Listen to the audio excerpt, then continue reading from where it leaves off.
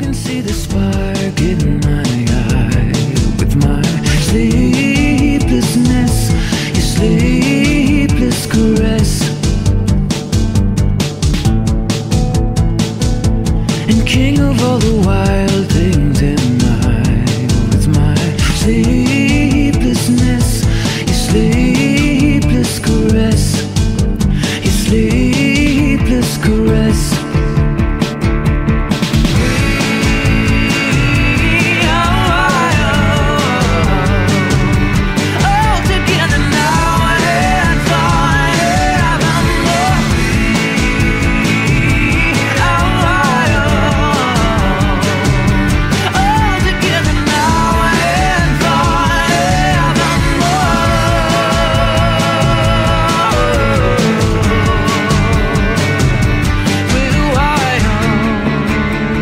Hey everybody, this is Richard Sachs. I'm your host on Lost Arts Radio. This is our show for worldwide broadcast on Sunday, March 11th, 2018. And we have an inspiring treat for our show tonight with one of our friends, Peter Valentino, who's a citizen of the state of California, the Republic of California. And he is running for governor of California. I believe the election's in November this year. And you may remember the governor that's over there now that seriously needs replacing for a lot of reasons that we've been talking about. And so I'm really interested in introducing you to Peter and finding out what he feels about a lot of these different issues that are so critical to not only what happens to the state of California, but how that looks for the rest of the country, and as an example and a force of good or bad for the whole world. So this is going to be super interesting, and I hope it will also inspire you to know that any of us, in spite of what we're told constantly about our dependence on experts for every part of our life, that we really can do pretty much anything we decide to do, and we have power that's only limited for good by what we believe we can't do, and we might as well drop that now. So welcome, Peter. I'm really glad that you gave us a little time, and this should be really interesting. Well, great. I appreciate your introduction. And yes, you mentioned the current governor of the state. And that's one of the reasons I'm running, is I just take issue with so many of the things that he's doing.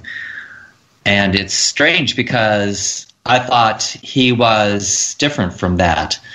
I thought he was, for instance, an environmentalist. Right. But he let so many things slide that it's obvious that he's an anti-environmentalist. Yeah, I can remember thinking good things about him a long time ago. And before we get into specifics, though, I want to make sure that this is not just ideas that we introduce you as a person, a human being, to all of our listeners, especially those who, are maybe new.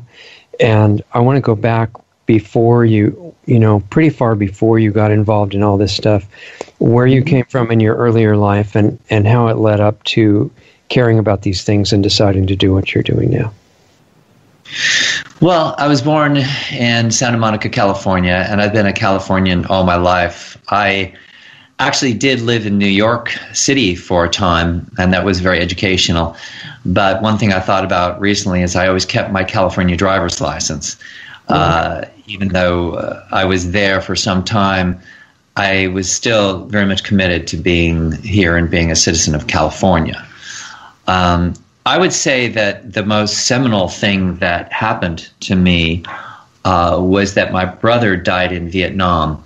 And that was the first thing where I thought, okay, wow, something is really wrong here. And before he went there, he had read a few books on the war, and he told me that it was a completely phony thing. And I so much wish he hadn't gone, and he had decided to just stay and go to Canada or whatever, but that would not have been okay with my father. And so he died. My father actually died a couple years after, and I'm certain that it was of a broken heart in many ways. So, yeah, that affected my family a lot.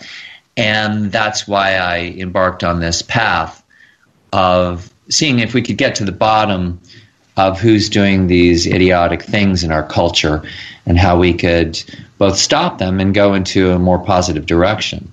Yeah, I remember the whole Vietnam War situation like it was yesterday, and I was a university student in the mid-'60s then, and there were all kinds of really sincere objections to what was being done there when we found out that it was being, we didn't have an in-depth understanding like now, but we understood that it was being fought for the oil companies, not for some kind of ideals about freedom. And the people that were saying they wouldn't go, it wasn't because they were all just cowards. It was because they didn't want to be hired killers for a crime organization, which I thought made sense. It did. It really did. And I had a cousin who was also a conscientious objector, but he did go also. It was never a matter of cowardice. It's just a matter of not wanting to go kill people who are a different race. So there was always a racist aspect to the war, as there have been with almost every war. And they have to demonize the enemy as if it was another species almost, right? Oh, yeah. And that's certainly what they did with Vietnam. And my brother was so not into that. It was against everything he had been raised to believe, but or everything that he had discovered to believe anyway. Because my dad was a Marine lieutenant colonel, and he thought that's what you do. You just sign up and go. Right. And then he found out that is not what you do, and that ruined his life too. So it was problematic.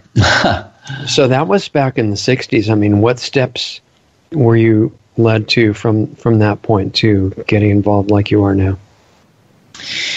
Well, then I went in the direction of being an artist. I started out at UCLA as a physics major because I had done very well in physics, got the best grades in my class in high school. And then I embarked on that physical science path because my dad had a PhD in physics.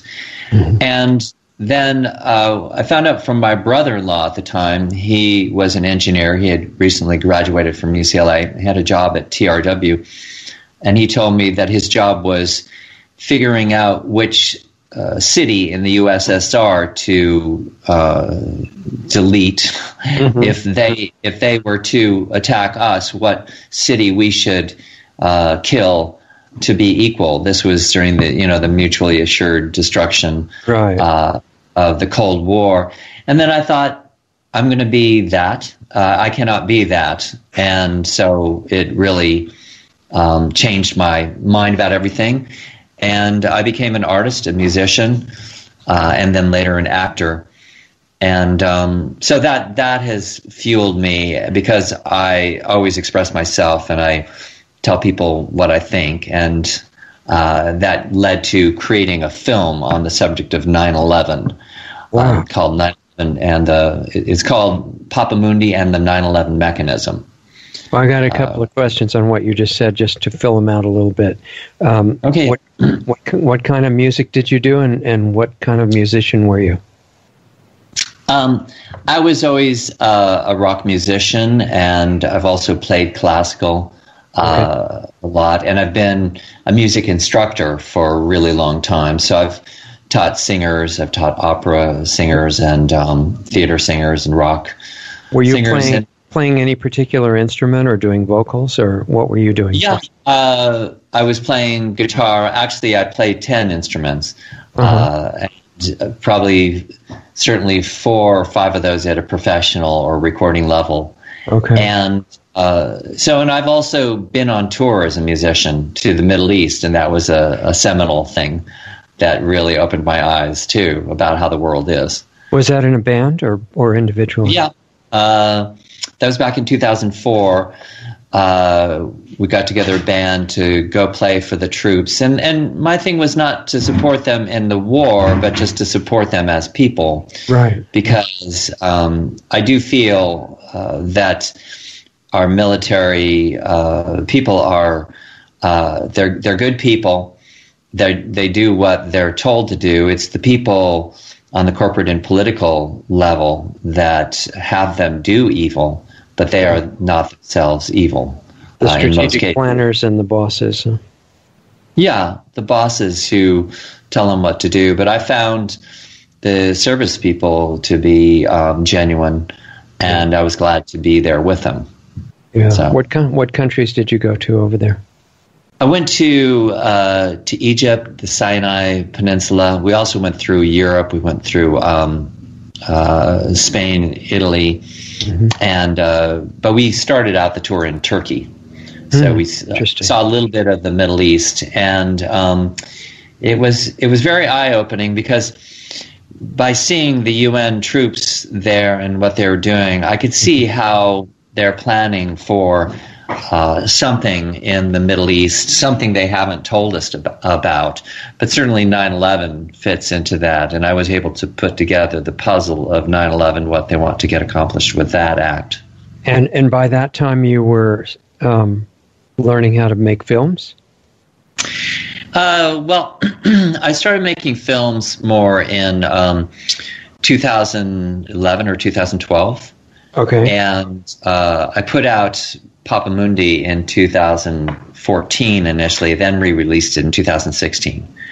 I had been an actor for a number of years and done a lot of performing with that, and then I became a theater teacher and instructor of drama and acting, and I owned 2 theaters, one in Las Vegas and one in Los Angeles, Hollywood. And then I started making films with my students. Wow. So are you still doing that now?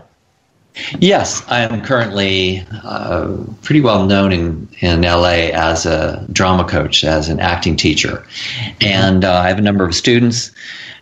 Sometimes I actually tell people the problems of the world are solved in my classroom because I have every stripe of human being, and we all get along, and it's a multiracial, they're international people. Yeah. And they gravitate to me, and I really appreciate that because we all get along. And the way we see the world is that it doesn't matter what ilk you are, just so you are a good person. Yeah, exactly. Wow, so you don't really need all the labels and party divisions and classes to fight each other and things like that. Yeah, and labels like you're black, I'm white, and stuff like that. And we can joke around about it, and we can play with it, but it never is anything that we worry about. Yeah, because we're cool. and that should be so simple and obvious too. And it's funny that almost nobody's getting that right now. Yeah, I think that is synthetically whipped up, and that somebody is whipping us up so that we don't get along. And that's one of the main things about me and my platform is if we can get to this kind of reality that is right here beyond the spin of what we're told every day, and if we can get away from what the media is telling us to do and behave like humans, then we'll really be fine. That would be incredible. Yeah. Yes. So when did it strike you that what happened on 9/11 was not what it looked like? It struck me immediately. I actually, because as I said, my dad was a physics professor, PhD, and a test pilot, and I've been around aviation all my life. When I saw that, I could tell that the energy that it would take to do that to those buildings could not be contained in those planes.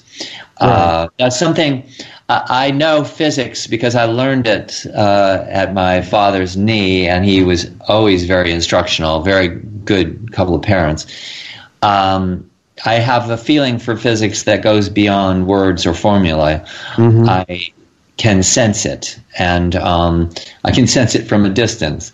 And when I looked at that, I thought, okay, something is really wrong with that. Well, and probably from a physics point of view, there's a lot of things wrong with it, because even if the planes had infinite mass and we're going to knock the buildings over, they probably wouldn't vaporize them. Yeah. I mean, there are so many holes in the whole thing that for anybody who cares, and this is something I put a big emphasis on, anybody who cares, they would see that there's a problem with it. The problem that people have is that they don't care and they don't look. Yeah. I think we've been taught that memorizing things is the new way of learning.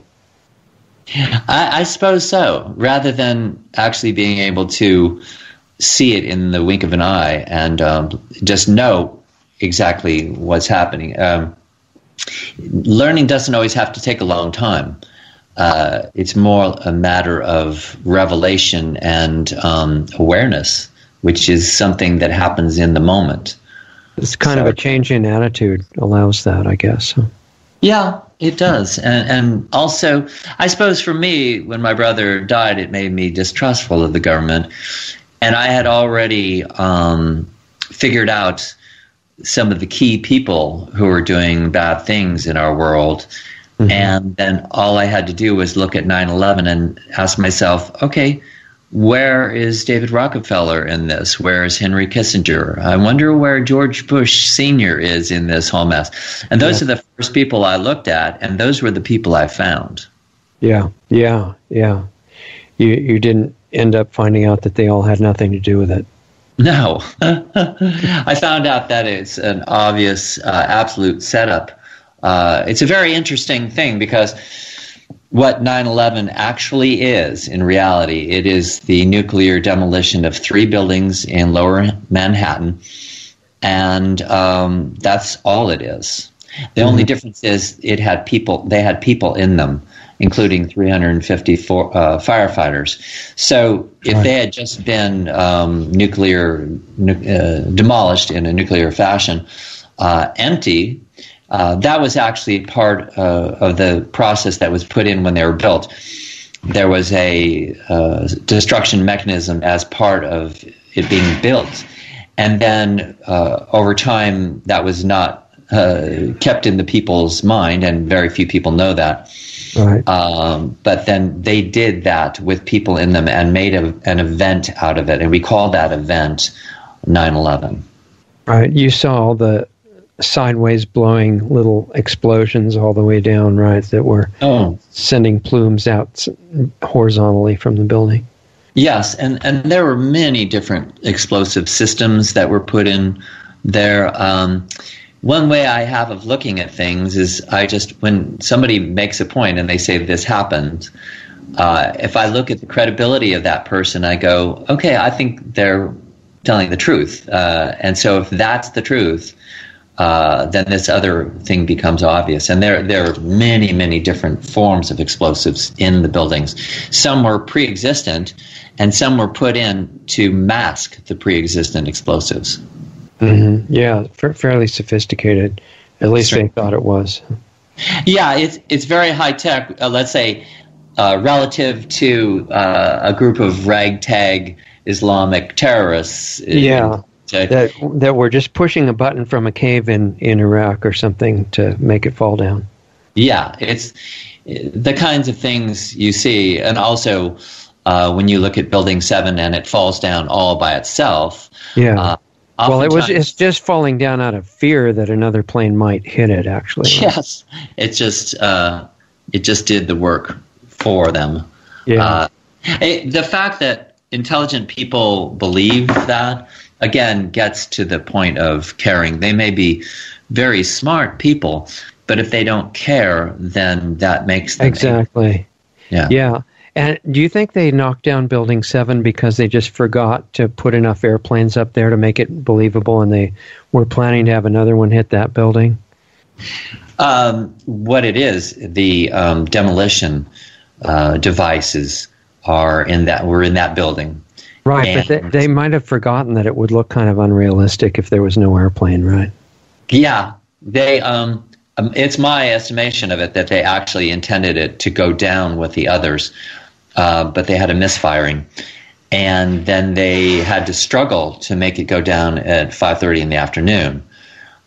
So they just figured, well, hopefully we'll get away with it. But I feel that was a glitch, and that those three buildings... Even if it went down at the same time, that looks kind of strange, doesn't it, if no plane hits it? Yeah, it does. But they probably would have had a better time pulling it off if that had occurred. Yeah. But since it didn't, it just is a glaring thing that says, hey, guys, this whole thing is completely phony. Right. And then they also were really efficient at getting rid of all the evidence and the so-called waste from the buildings, right? Oh, yeah. And one of the major perpetrators, Rudy Giuliani, helped out a lot with that. Right. And then he was able to spin that into some kind of political career based on his supposed heroism, which is funny because the firefighters think he's the most evil person in the world for what he did to them. If they only knew what he actually did to them, then... Right. Well, I mean, I guess they were aware that they were told to go in there and that the air was completely safe to breathe, and there was no problem with that. Yeah. They were suckered into there, and that's actually one of the greatest sins of it. The loss of those firefighters was completely preventable, but it's a big part of selling 9/11 that they intentionally killed those people. Yes. Yeah, it had to be the worst tragedy they could manage in order to justify killing the people in the Middle East. Yeah, so... And then we went and killed 4 million of those people. And I've always thought, and this is to me a very obvious thing, kind of moving into the idea of the UN, that if the UN had been real, they would have said, okay, here's a problem between two nations. This nation, U.S., says they've been attacked by Islamic nations or the certain and so let's look at that and try to figure it out. But that didn't happen. The UN therefore made itself obvious that it's not real. Otherwise, if that had been its job to keep peace between nations, before we went and killed 4 million of their people, somebody would have looked at it and said, okay, this is right. But no such thing happened, just a very phony book, and they came out with a commission. So absolutely phony. It's another Warren report, and I tie those things together: the magic bullet of the Warren report, the magic airplanes of the 9/11 commission. Yeah. So what do you? Well, this is a big question, but just taking it in sequence, I guess.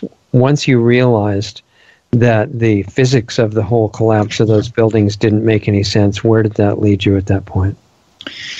Well, I did a movie based on all my knowledge of it. I looked into many things on the web, and I found the thread of the people who did it, and I tied it I tied it all in several other videos that I've done, and just seek to make people aware of what that actually was. And here's the critical thing that people need to know, is that 9/11 was a coup d'etat. And once you understand it as a coup d'etat, you see, okay, yeah, that brought in Homeland Security and the Patriot Act, and these things were waiting in the wings, and then they rolled them out and then had Congress go for it. But that was the reason for 9/11, to actually take over the U.S. government. And now, from that date, we have a different group of people in charge of our government than we think.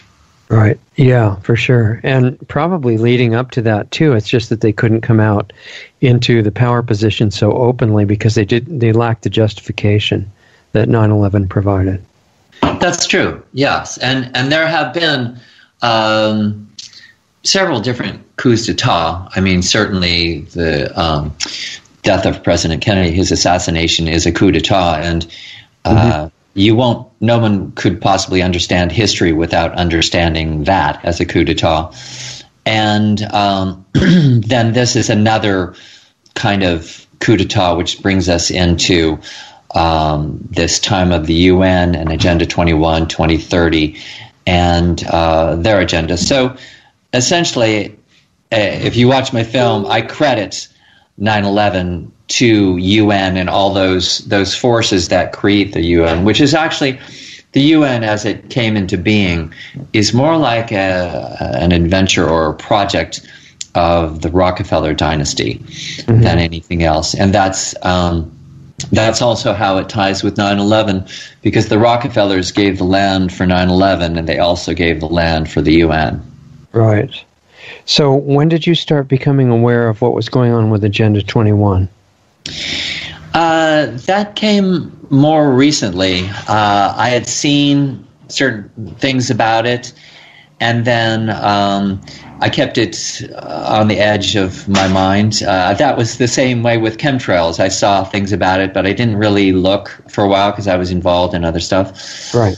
And then I started to notice Agenda 21 and these things that are happening in our society that are being dictated by the UN through Agenda 21.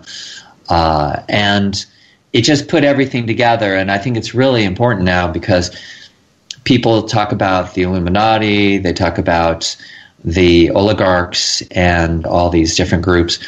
And then it's more important now to say, okay, but let's see that the New World Order, all these ways we have saying it's actually the UN. And that helps clarify it, because the Illuminati don't have a building in New York, you know. The Freemasons are not easy to find. So if we see that, oh, it's the UN and they have this building in New York and they're on our land and they are working day and night for the overthrow of our country and burning of our Constitution, and it can help galvanize patriots who are both Democrat and Republican to do something about this horrible organization that we think is all sweetness and light and UNICEF, and it's not. Yeah, I remember working for them on Halloween. Okay, and I would have too. I was brought up to love the UN. Yeah, yeah. In fact, our whole elementary school was told that that's the best thing that we could do is support UNICEF, and it was just to make all the kids happy and keep them from starving and stuff like that. Of course. And everything, every evil thing is going to have a sweet side. So you see that. And that's why actually the Trojan horse analogy is quite good. Right. Since time immemorial, you're going to let that beautiful horse in because it looks lovely. And then, oops, it has Greeks inside. So this is where humans have to get a little more clever than we've been. Well, so if you were, we have different groups of people we're talking to right now, and many of the regular listeners understand the connection between all these different apparent separate issues like the UN and Agenda 21 and the chemtrails or the geoengineering and 9/11 and everything. But if somebody's coming in new and all they've heard about the UN is the PR that was started right after World War II, saying that finally we need a single body whose total aim is world cooperation and peace so that we don't have to have wars anymore. And you're saying it's something bad. How can you start to explain that what they're seeing is not exactly accurate? I think that UN has done the best job of that themselves in putting out the document Agenda 21. It's interesting. My sister told me, oh, I think that's a conspiracy theory, because I told her to look into it because she owns her own home. And I said, you better watch out for this because they want to get rid of private property. Right. That is something they've already stated in their book. And then she came back and said, I think it's a conspiracy theory. And what she means is a false conspiracy theory.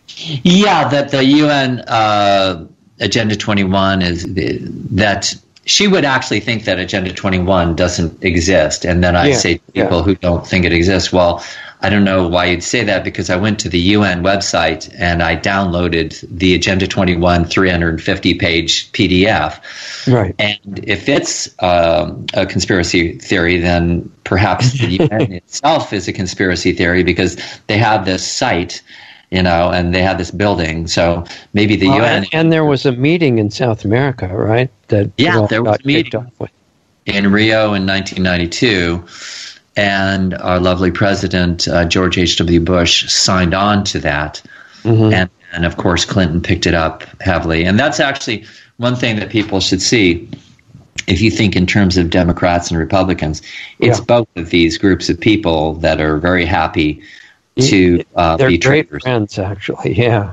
Yeah. I mean, but if you ask them about the threat of Agenda 21, you'd probably go back to what Bill Murray said in the first Ghostbusters, and he said, well, it's actually more of a guideline than a rule, right? It's not something that ever gets enforced. And that's what they said at first. And now they're coming on with Agenda 2030, which means full power over the world by that date. And that is certainly the Pope is pushing for that. That's a whole other issue, like who's behind the UN. Yeah, that's a really interesting one. It ties together a lot of people you wouldn't think were close friends. Yeah, there are a lot of people in this subterfuge that are shaking hands behind her back, and we just think it trades off because they'll play both bad guy and good guy at different times. Yeah, exactly. So you probably heard people like Rosa Corey talk about Agenda 21 and kind of bring it into a nutshell. And I think she says it's to inventory and control every living thing and item on the face of the earth. Yeah, that's the initial stage. And I did learn a lot from what she laid out. I think she's very a hero for doing that, heroine for doing that. Yeah. And they got the government seal of approval because they've threatened her so much now that she's pretty much quiet. So that usually means she was saying some true things.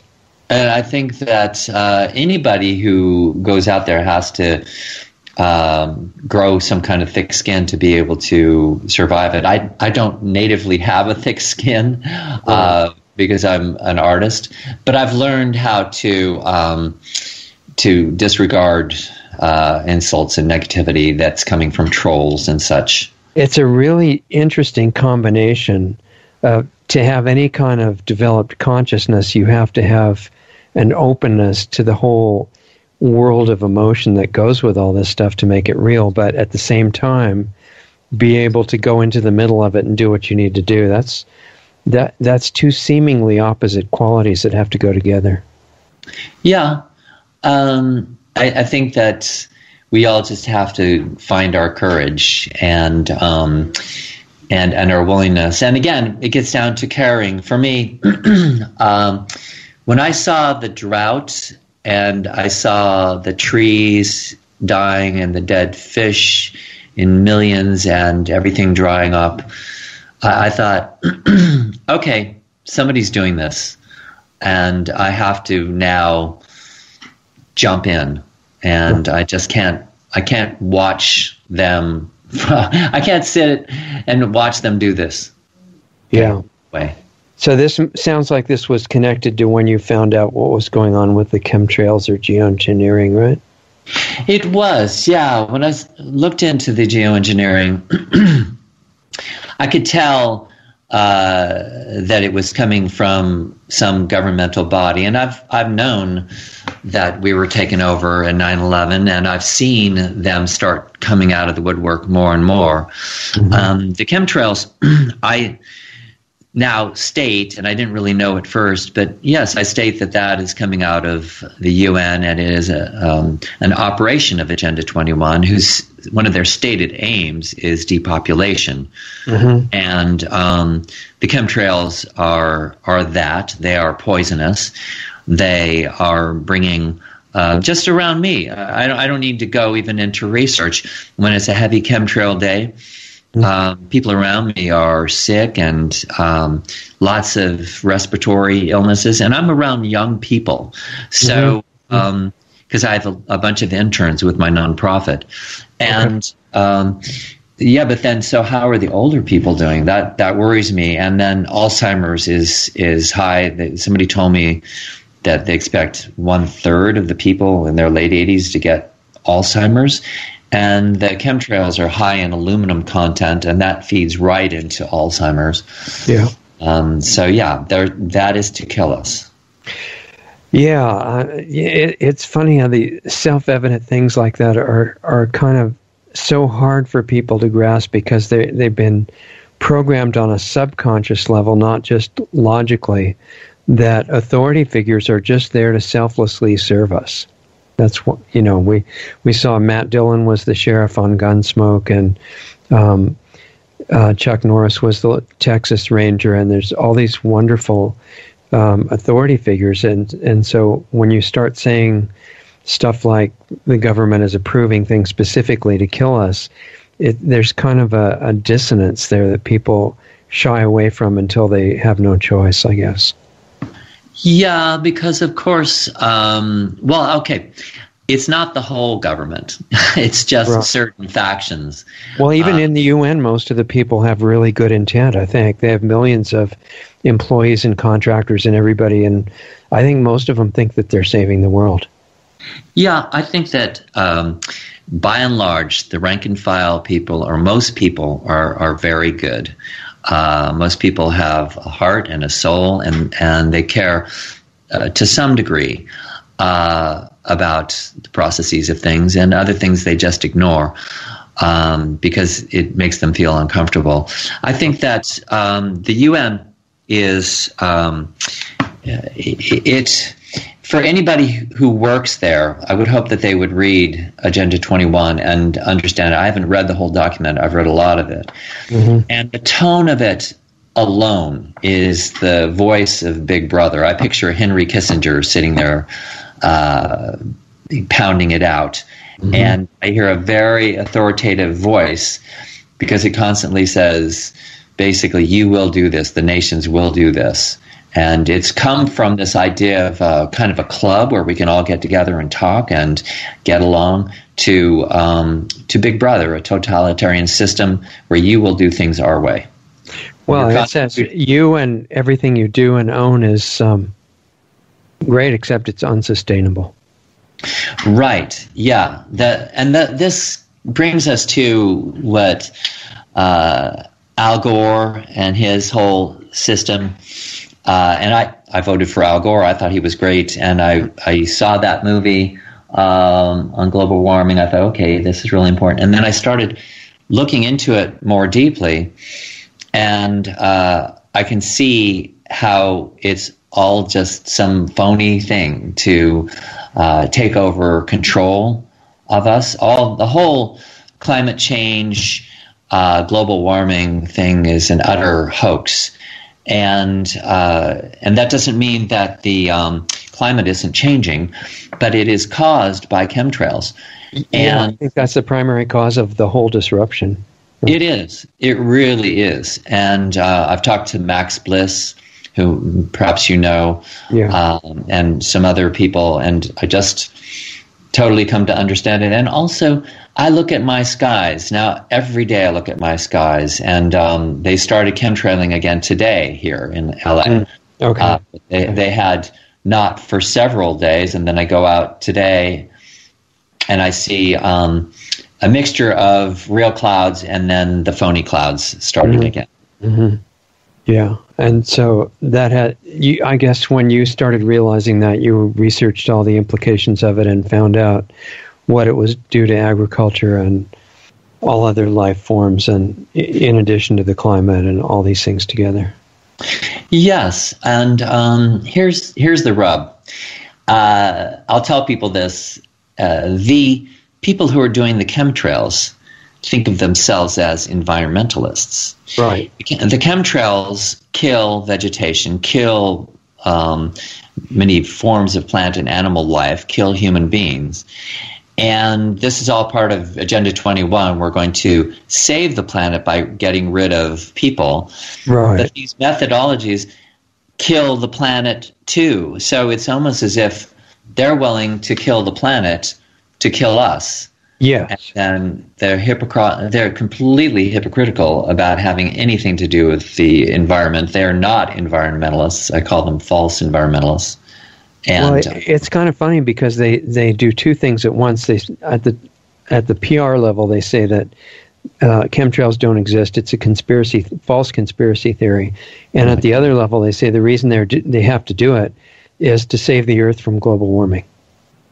Right. And sometimes they'll come in, they'll say, okay, we're prospectively going to do this. The CIA director was in front of the CFR, Council on Foreign Relations, the people who started the UN, a Rockefeller group themselves. And he was talking about how we're going to have to do this to abate climate change.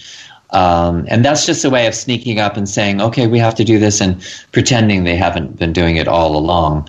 But anybody, what I've been doing is taking people outside and saying, see that? There are no linear clouds. Why is there a linear cloud coming from that jet? Well, the Weather Service clears that up for you. They say that it's just ice crystals that stay there indefinitely.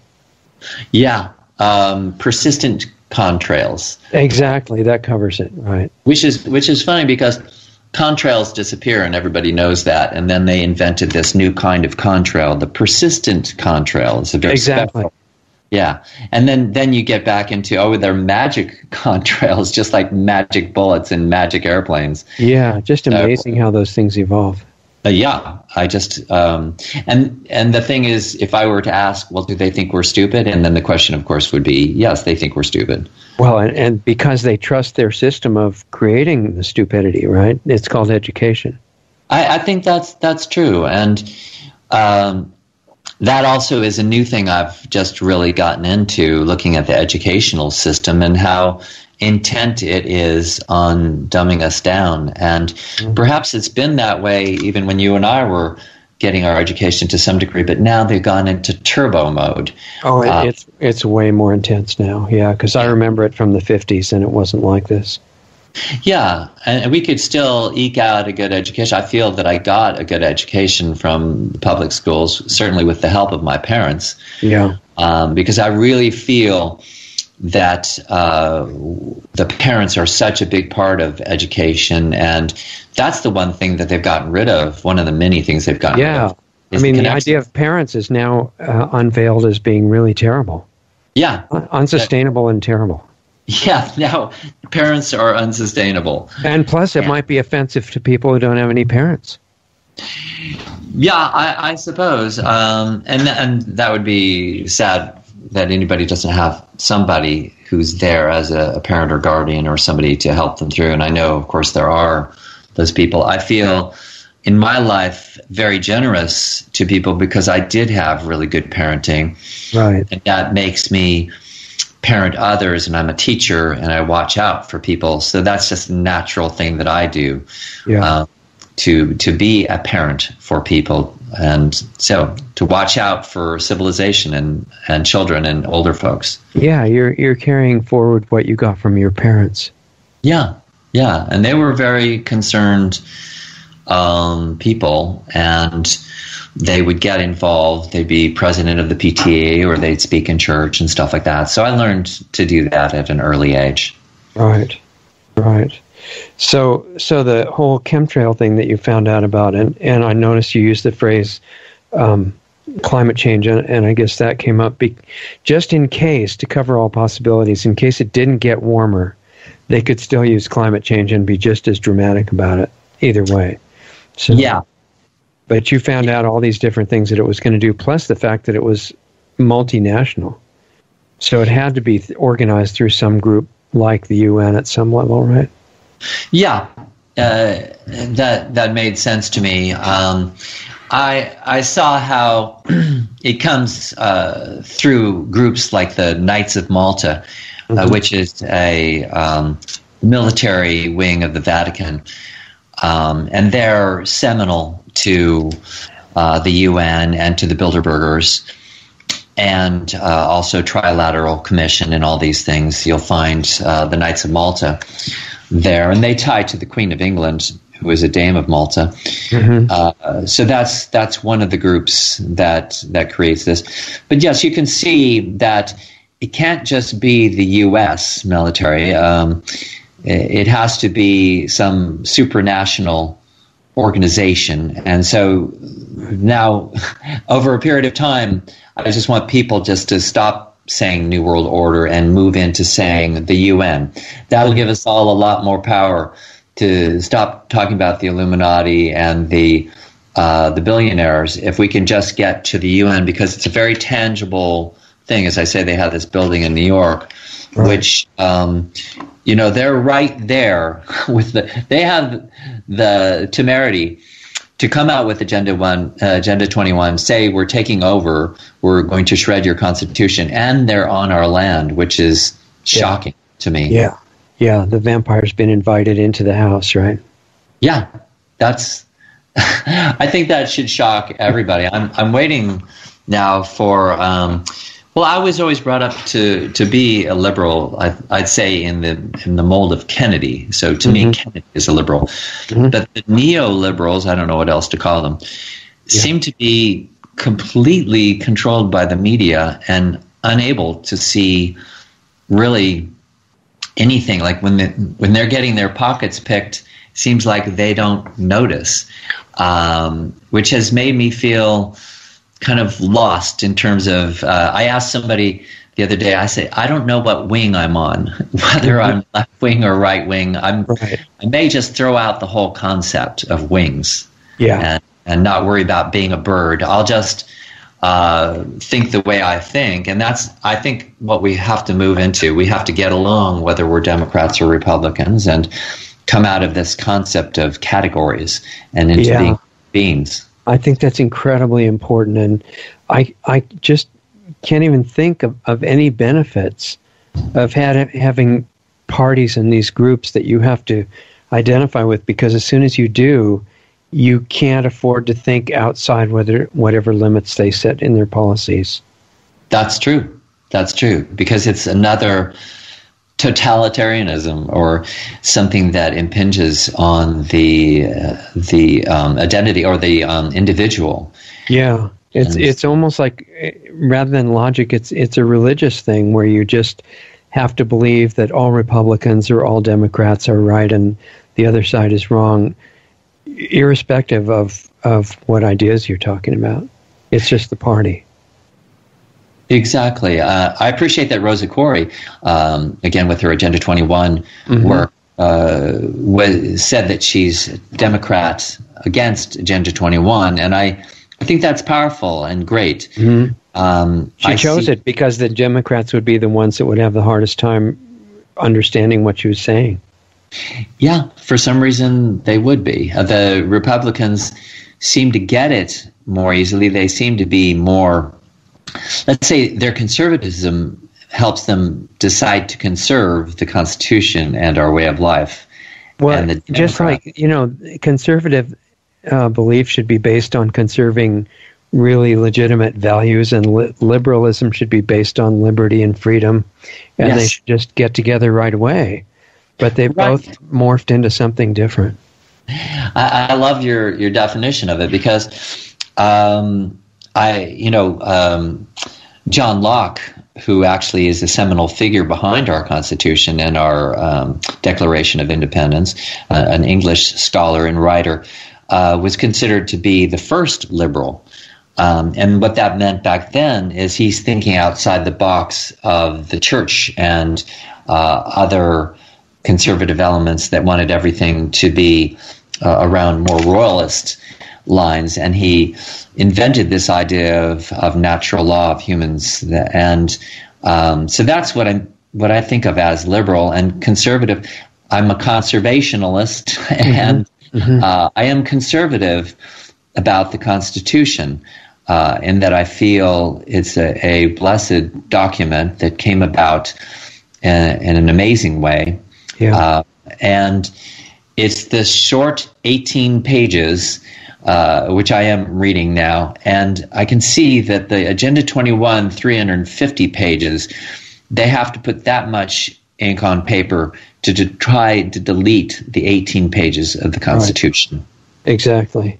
So you mentioned both Agenda 21 and Agenda 2030. For people that don't know, how do those fit together, and what's the difference and connection? Well, as I see it, as I believe, it's just 2030 is an updated version. So when the Pope was speaking in front of the UN, and even in front of the joint session of Congress, something that never should have happened in America, he talked about Agenda 2030, and so that's the new updated. That's giving an actual date, saying by 2030 we're going to have all your countries wrapped up into this international federalism, as I call it. Yeah, well, originally they were thinking a lot of that wasn't until 2050, right? I think that they put it off, and then they decided, okay, we're going to do it 2030. Yeah, exactly. It has to happen sooner. I think that they have stealth. That's what Rosa Koire talks about, their stealth methodology. Yes. And that they're kind of creeping in. But now, and it's an interesting point in history, Richard, because now they're showing us their cards in ways that they're starting to feel pretty gutsy about coming out. And this is when we can actually catch them, because they're making it so obvious that we can actually, if we can get enough people looking at the skies, for instance, and say, oh yeah, there are chemtrails, and being a little bit curious or caring even a little bit about their country and their fellow humans, we can actually cause a change to happen now.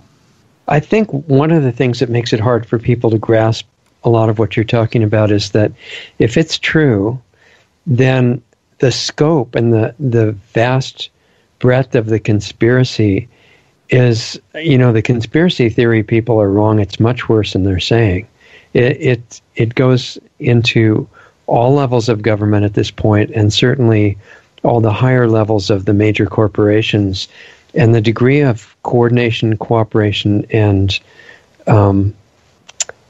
just the tightness of how they move together is really amazing to become aware of it. I mean, it's something incredible. It is, and it's worthy of respect. And I think that we have to look at it to be kind of amazed and respect the fact of it. And that means just to be aware of it, to know that it is coming together, that they are working hard to create this without ever telling the American people or the people of the world what they're doing. But it's an interesting thing. Like, where is the power on the planet? And I feel that the power is from the people. It's a very obvious thing. These people who are parasites upon us are just a small fraction, and they don't have any real power. We as the people have the actual power, but if they have to keep the people unaware of their own identity and what they can do in order to continue, right? Yeah, that's critical, to separate you from your parents, from your ancestors and your lineage, to fill you full of spin and phony news. Right. And but I feel that the reason I'm running for governor of California is it's going to give me the opportunity to speak in front of people, speak in front of groups, and change some minds. And I feel that the cracks in the walls of this totalitarian regime are already starting to appear. And they feel that it's a shoo-in, that they can just come in and do this. But there are a few more tricks up the sleeves of the people.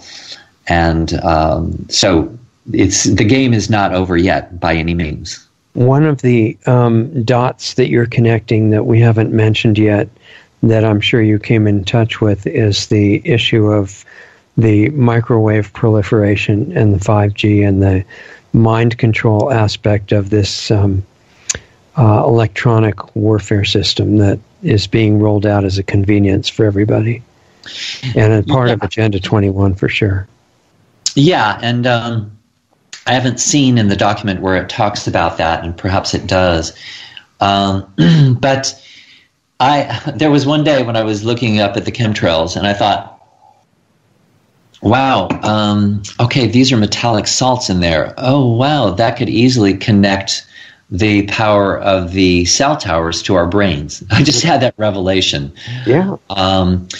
And then I researched it, and it's very true. And that's part of the reason for the chemtrails.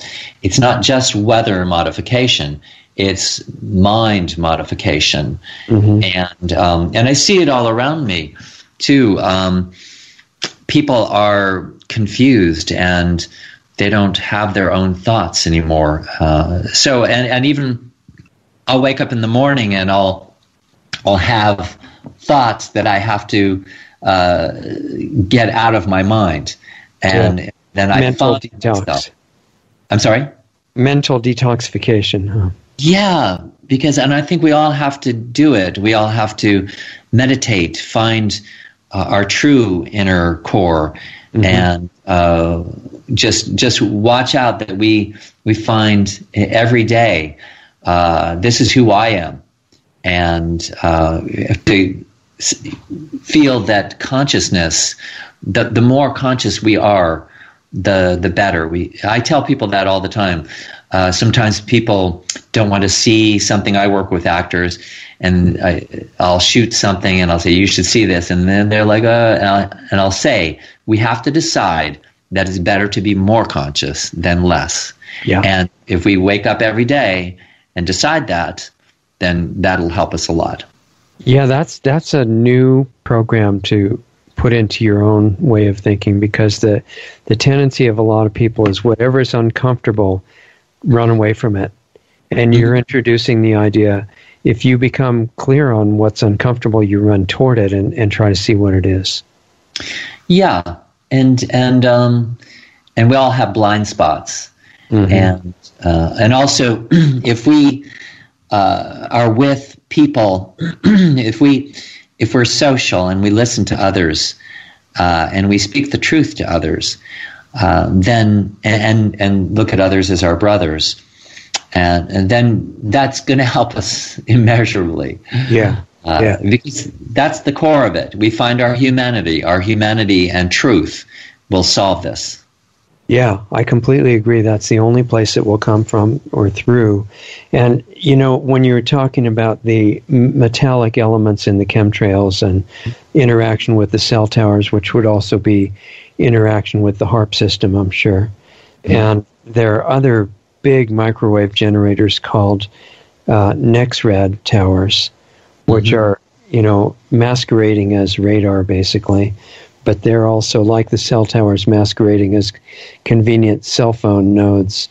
They're all wired up to affect the atmosphere in a kind of an overwhelming way. And I find that it's really interesting to notice that from the mind control point of view, and you were saying that some people were confused and couldn't think anymore. In the extreme case, you can see them running around screaming in the streets. It doesn't affect everybody to the same extent. Have you noticed that? Yeah, that's really true. I feel like if you, I meditate. I listen to my inner voice, and I feel, it's different for every person with their religion, and that's an iffy word too, whether you want to call something religion. But in the truest meaning of the word, which means to relink with something, relink with your source, we all have that. And I think that if we turn off our television, close the internet for a while, and try to figure out the inner voice. And I also, to tell you the truth, I have a belief in angels, in a spiritual reality around me, where I can feel these, I don't know how to put it into words, but I feel that there is something in this earth that is for us, and in favor of us and our freedom of thought and our independence and our humanity. And that if we open our minds and listen to that, that will guide us. Yeah, I completely agree with you. So when you were putting all these dots together, what was the process to get from there to thinking that you actually wanted to be involved in the whole political arena? I suppose my father had wanted my older brother to run for president. My father always told us we could do anything that we wanted. Right. And I very much appreciate that. And he instilled that in me.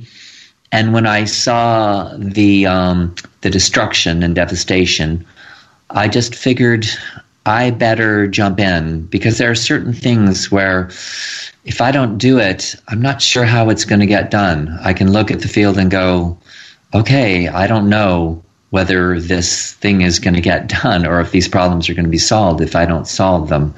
And so I can't just sit on the sidelines and wait for somebody else to stand up. So I have to. And then a lot of us are standing up. And that's a beauty too.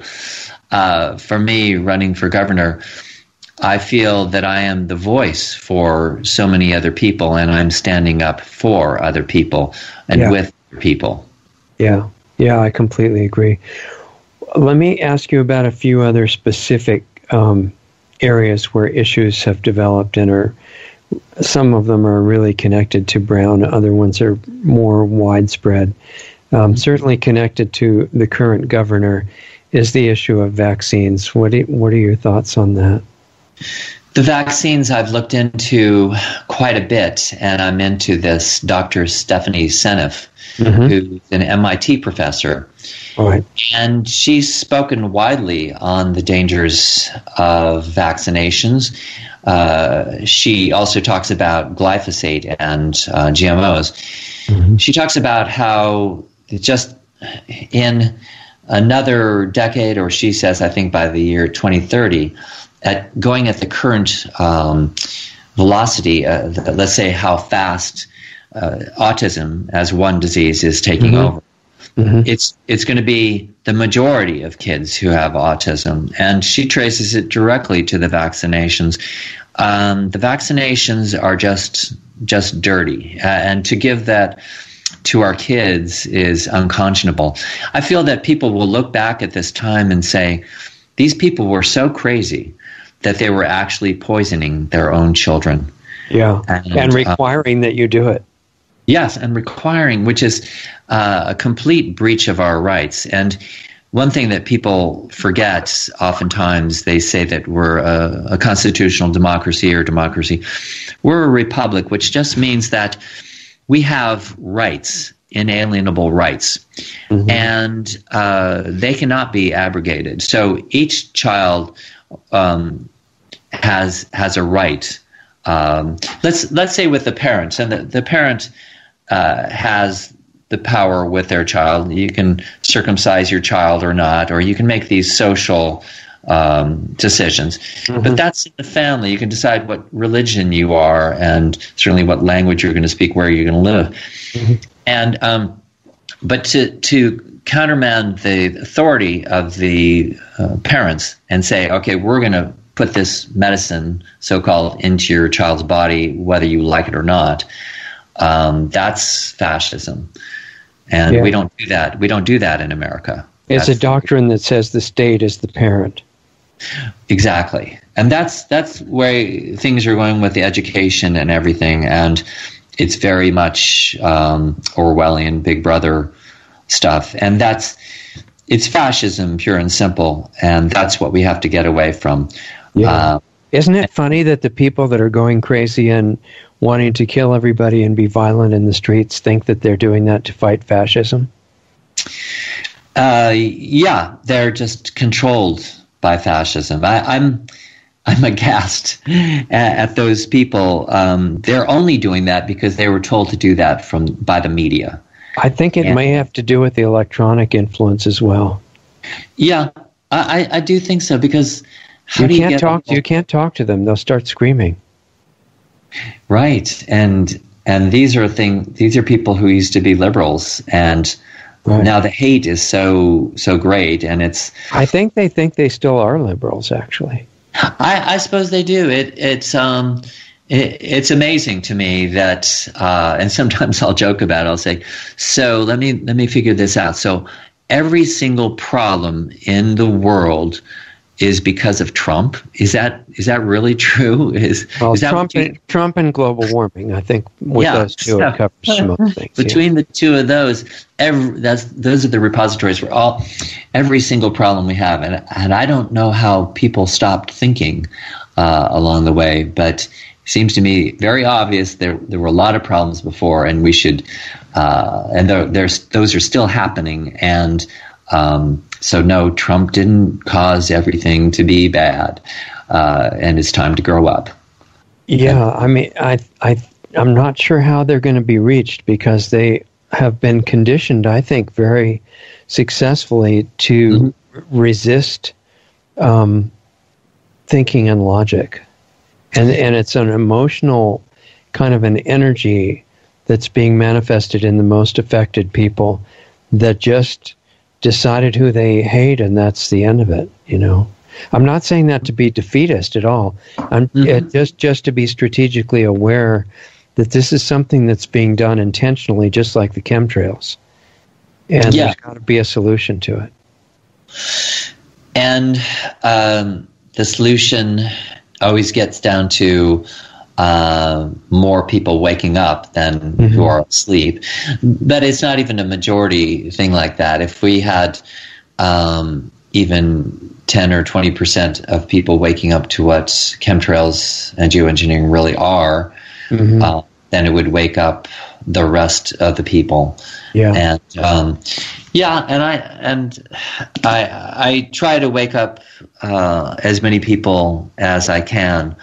I don't talk about the Trump situation. It's not that I think he's golden. I feel that he's pretty much doing what he's told to do, and I get back to the seminal idea that if you just would realize that 9/11 is a coup d'etat, then you'd ask yourself who is really in charge of our government, and those people you want to get rid of. Those are the people you want to change. So it's just that we're looking at him as a problem, and he is actually, the problems around Trump as an idea are just to make people afraid of nationalism, and then they're afraid of their own nation, and then they are willing to get rid of their own constitution because they start to think nationalism is this dirty word.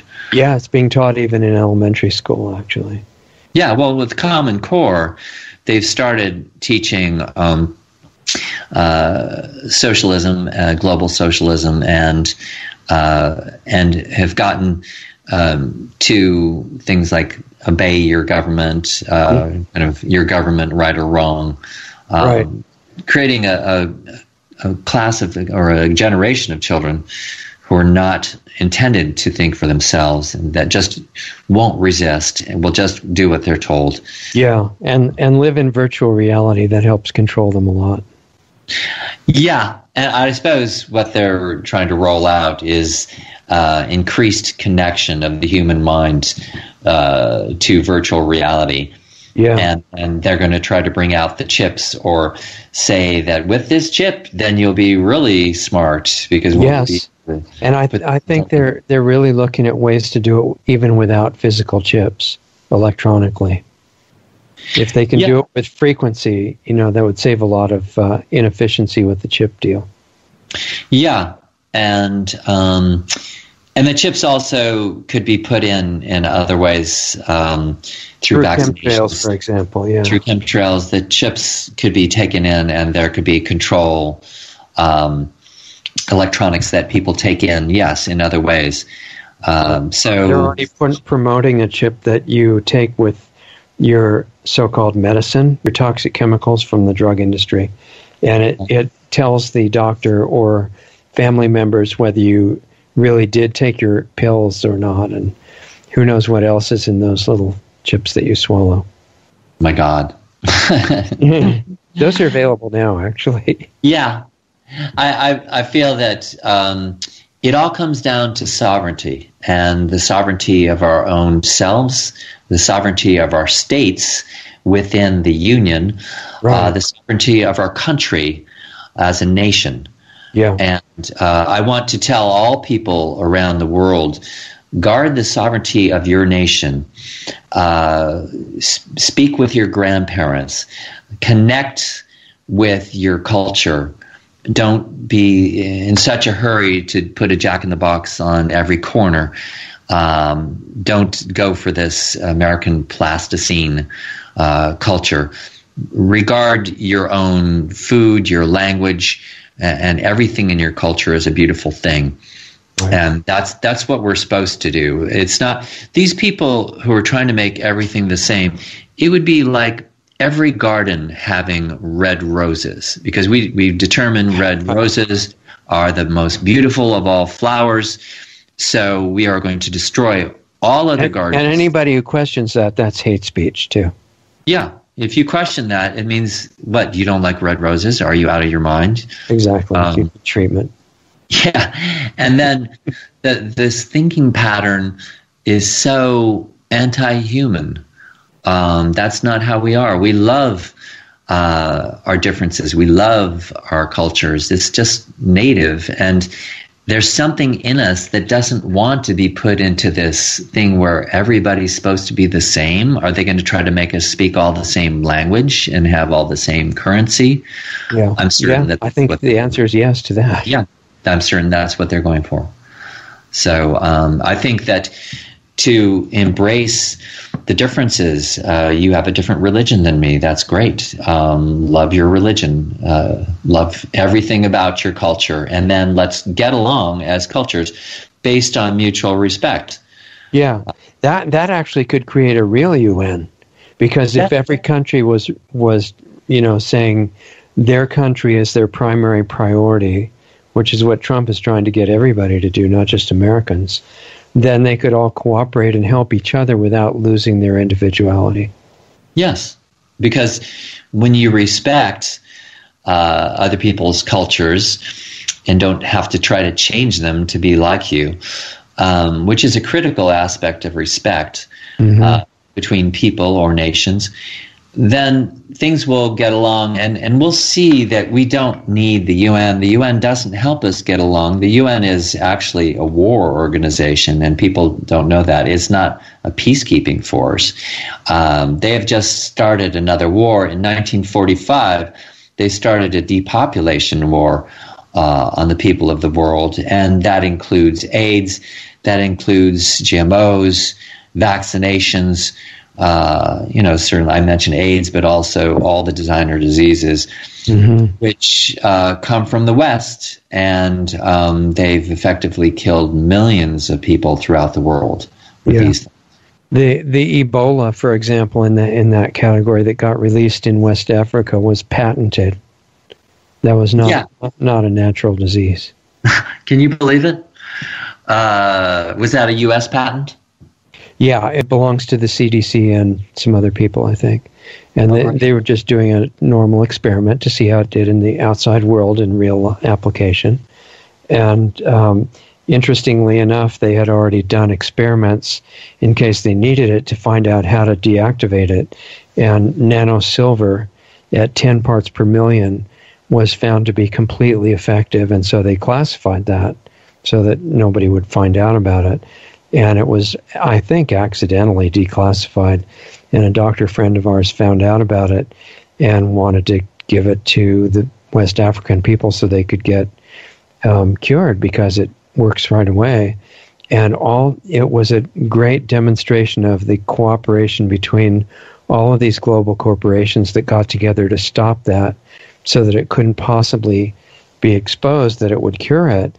And the World Health Organization threatened the government of the countries where the nanosilver was going to go, and said, if you ever experiment with this, it's going to be a catastrophe for your government. And so they had to smuggle it into the country, but it does work. Wow. Yeah. I thought that was interesting. Yeah, that's interesting. I feel like people, when I think of all those things, I think of Henry Kissinger. Henry Kissinger is one of the key people in this, and he's kind of a sleeper to people these days. And things like the trials of Henry Kissinger, that film that came out in the book, I suppose, I felt it let him off the hook, actually. And I felt that it was a piece of propaganda. The end, it shows him at the 9/11 site giving a speech, sanctimonious speech, and it totally lets him off the hook. And I feel he is behind all these designer diseases, and he's behind a lot of the ideas that come out from the UN. It comes from his brain, and I can trace it. Well, it's an example of, like you said, some really brilliant, intellectually smart people can come up with some things that are not too good for humanity. Yeah, well, it's the technocrats. Right. They wanted to put us in control of the technocrats. And it's really, these people are guys with computers, and they want everything to be run by technocrats, which will actually mean that everything in civilization will be run by computers. Yeah, it's definitely going in that direction, needs to be reversed. But I noticed that you just mentioned GMOs too, and I think that one thing that would be great to have more exposed is the fact that GMOs, obviously, to me anyway, are something that should never be allowed to be produced on the planet at all. No benefits, terrible cataclysmic, downside. But chemical agriculture is kind of like the elephant in the room, because chemical fertilizers being used on a widespread basis is what makes the pesticides appear to be necessary, because the chemical fertilizers destabilize the soil, ruin the immunity of the plants. The diseases and insects come in because that's their job, to get rid of the unbalanced plants, and then the poison companies can say, see, if we didn't spray your food with poison, everybody would starve. But it's the chemical agriculture system, seems to me, as for a long time has been needing to be completely replaced. It's already been shown that it's not the best way to grow food. Oh, definitely. It started with the Rockefellers' Green Revolution, so-called. And that was when they were able to chemicalize agriculture and move away from the organic food. And that was a first step towards depopulation, because the stats on those chemically grown foods show that they're much lower in vitamins by far than organic food. And then I was always macrobiotic and organic. Mm-hmm. That was pre-GMOs. So now GMOs are turbo poisonous food. They're really super poisonous with the introduction of glyphosate. And that's something Stephanie Seneff talks about widely. Glyphosate is killing people at a great rate, right, causing every manner of disease. And that's all over the world now. Oh, yeah. Except for there are some countries, bless their hearts, who have banned GMOs. Well, and you can guess who they are by who's the most demonized by the media, right? I mean, the biggest one that's done that is Russia. Yeah, and that's why I'm learning Russian right now. Good. Oh, I thought that would be a great idea to do. It's I feel that we should communicate at a higher level with Russia. Yes. I see that as a very good thing that Trump talks about.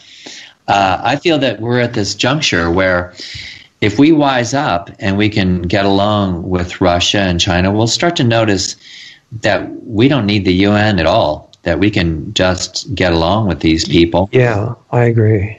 I mean, one of the early things that Trump did was demonstrate that even with the Chinese government that is in a lot of ways extremely nasty, by giving them incentives that were financial, Trump was able to do some super positive things. That there are ways to get a lot of people to cooperate, even if it doesn't seem likely. Yeah, I think we can very easily cooperate. I meet so many Chinese people, and I get along with them great. They're great people. The people of almost every country are great. They're lovely. People are lovely. Yeah, it's our governments. And then since we are such lovely people, we have to wake up and see when our governments are not. We have to extend our nice attitudes as people into some kind of watchful eye. And that's the basis of our country, that we also have to watch our government close. Right, and participate, right? I mean, that's what would be so incredible, to have somebody who understands all this stuff run for governor or anything like that. Yeah, I want to be governor of California. It was something that for me is a strange thing because I'm very happy in my life, and I'm accomplished in many things. Right. And it wasn't something that I planned all my life to do, and I don't think I'll necessarily do it forever. But it's something now that I feel that I can solve the problems. I have friends with whom I can sit down and we can solve these problems. Yeah. And we just have to do it. And I think it encourages other people to kind of follow where you're going as well. I hope so. Because I'm inspired by people who jump in there. I'm inspired by you. I'm inspired that you have this show. And that people are waking up, and I think that we can make a huge change right now in this year. And I'm stating to people that when I'm governor of California, I will kick out all Agenda 21 policies and protocols, even if they're not called Agenda 21, right? Yeah, because you can start to. A lot of the names have already changed. Yeah, but we have a constitution, which is kind of a litmus test that we can see whether these things are unconstitutional or not. We'll find how well we are protected with that document if we look through our governmental systems and we see which ones are not constitutional, that where we didn't sign off on it, where the consent, we've given consent without information, without being informed, and non-informed consent is unconstitutional. So we can start to get to the bottom of it and get rid of the Agenda 21 and weed out the traitorous thoughts from our system. Was it your sister that you said you warned about the assault on private property? Yes, I did. Because she owned a house, right? Yeah, and both my sisters own their own houses. Actually, three of them. They all own their houses, and it's a stated aim of Agenda 21 and Agenda 2030 to completely get rid of private property. Exactly. And are you aware of somebody named Tom DeWeese and what he's doing? That sounds very familiar. I got to introduce you guys. He's been on our show a number of times, and he's probably, I think, one of the premier people in the world working on exposing the aspect of Agenda 21 that's attacking private property, and saying that, by reversing that, you could really get rid of a lot of the essence of what Agenda 21 is trying to do. But by letting private property rights be lost, the whole basis of freedom goes with it. And so I know that he would support your candidacy very strongly, so I think that would be great. And you'll like him too. Right. The other thing, go ahead, I'm sorry, didn't mean to. No, go ahead. The other thing that is a big subject similar to chemical agriculture, in that they're both backed by huge financial and business interests around the world, and that they're both entirely destructive compared to what could be done, is the current state of drug medicine. Yes. Medicine, as we know it, allopathic medicine, so-called, is Rockefeller medicine. Sorry to keep beating on the poor Rockefellers, but unfortunately, this. That's right. Yeah, unfortunately, this one family has had a big stake in changing the basic tenets of our country, and I feel that by noticing how, when we have bad food and we get sick, and then the same people who did the agribusiness, the Rockefellers, and who started all that kind of farming, are also picking it up on the side of medicine, so that they've created what I call the cancer pressure cooker.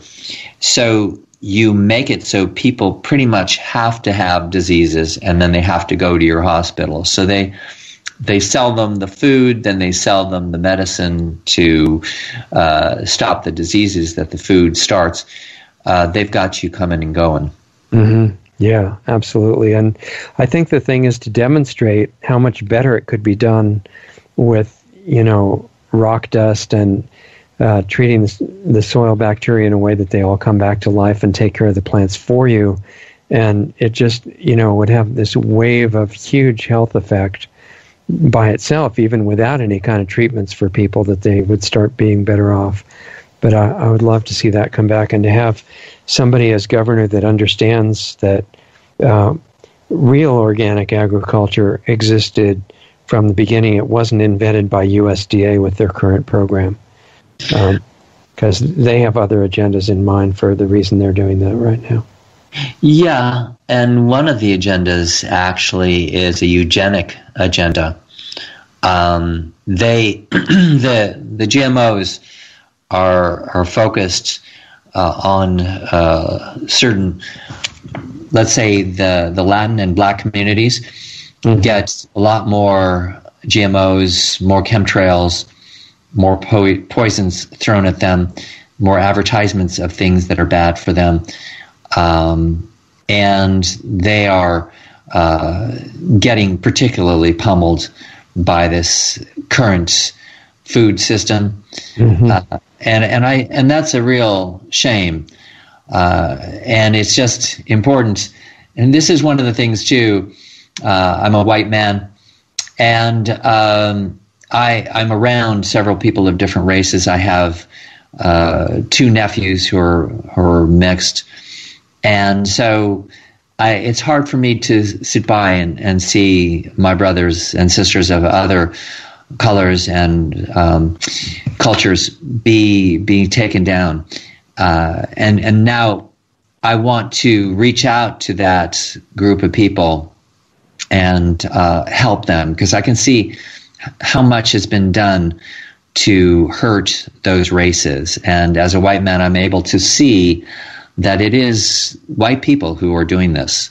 Well, yeah, not all of them. I mean, you're not all of them, certainly. You're not bad because you're supposedly white. But one of the things that is interesting about the inordinately high damaging effect of all these programs on people with darker skin, I found very interesting because it's rooted in biology. And, you keep seeing how all these dots tie together to make a picture. And what happens is that, and I'm not going to go off on a long thing about this because it's not about the stories that I'm telling, but it ties into what you're saying. And it gives more of a reason for it, in that humans more or less originated in southern Africa quite a while ago in their current form, and then they migrated to different parts of the globe over time. And the groups that, in other words, they weren't all these different races. They were in one place and they looked, more or less similar. And then some migrated to where there wasn't much sun, and the food sources were much different, and things. And others stayed in tropical areas. The ones that migrated far away from the tropics, sunlight is critically important to humans, pretty much as it is to plants.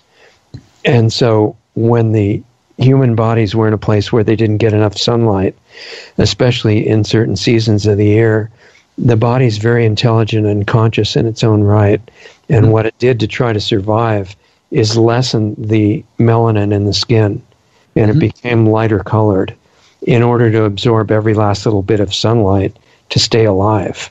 And when you have people moving quickly, relatively, within a couple hundred years or so, from tropical areas to so-called temperate areas, they suddenly are subject to a lot worse situation with deficiency of sunlight.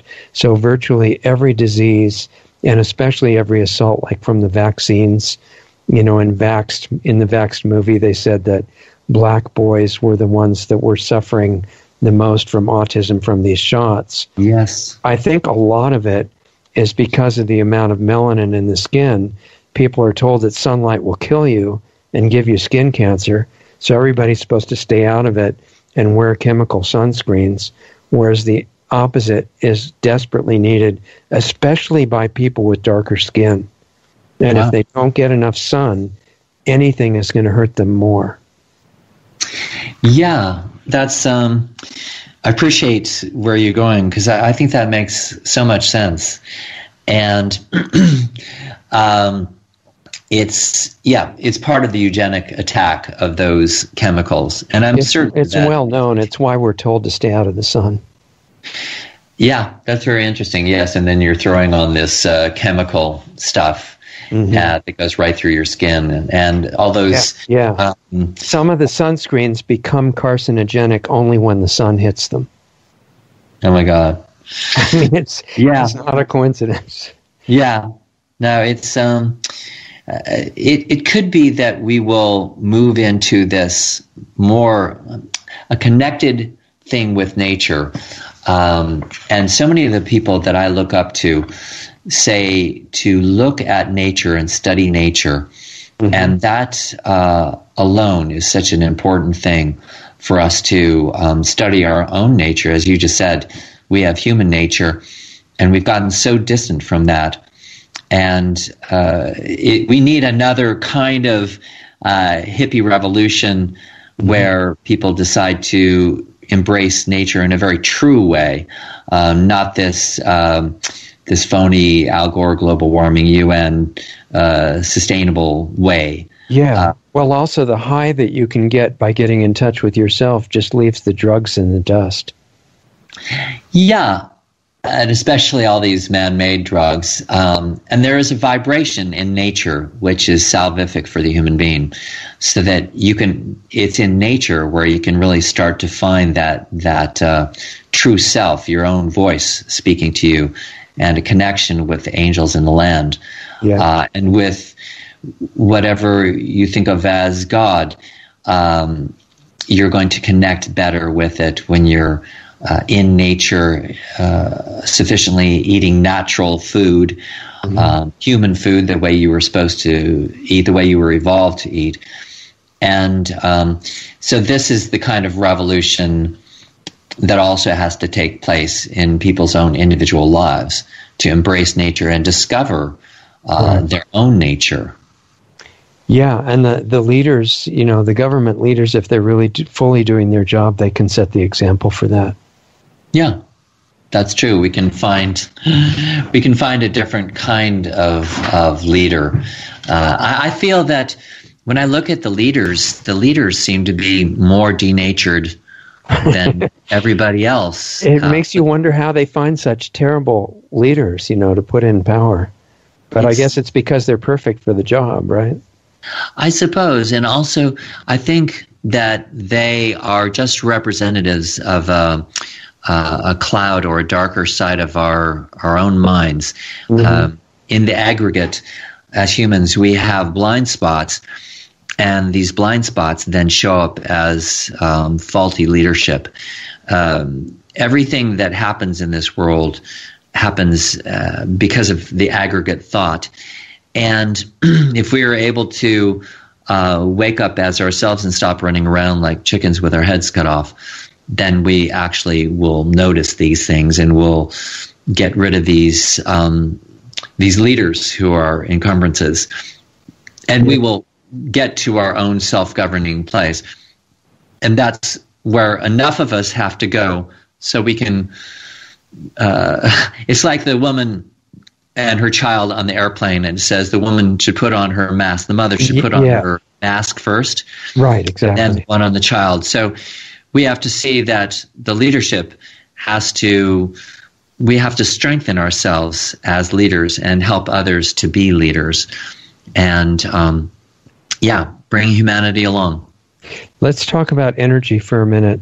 This is all about energy, actually, but as far as the energy that is running the technology, I mean, some of it, like the stuff based on microwaves, has to change frequency completely in order to not harm humans and other life forms. But when we're talking about the energy that's being used in the form of petroleum, nuclear power, and things like that, it makes me want to ask you if you've heard of somebody named Stephen Greer. It sounds familiar. Okay, Dr. Stephen Greer was a medical doctor, and he got very interested, just like you looked at the sky and noticed when it was the right time to be able to perceive it, that there was something wrong with the picture of chemtrails. He had some experiences with beings or people that were not from this particular planet. And that really affected him because it was no longer a question of philosophy. He had had an experience which I can actually identify with.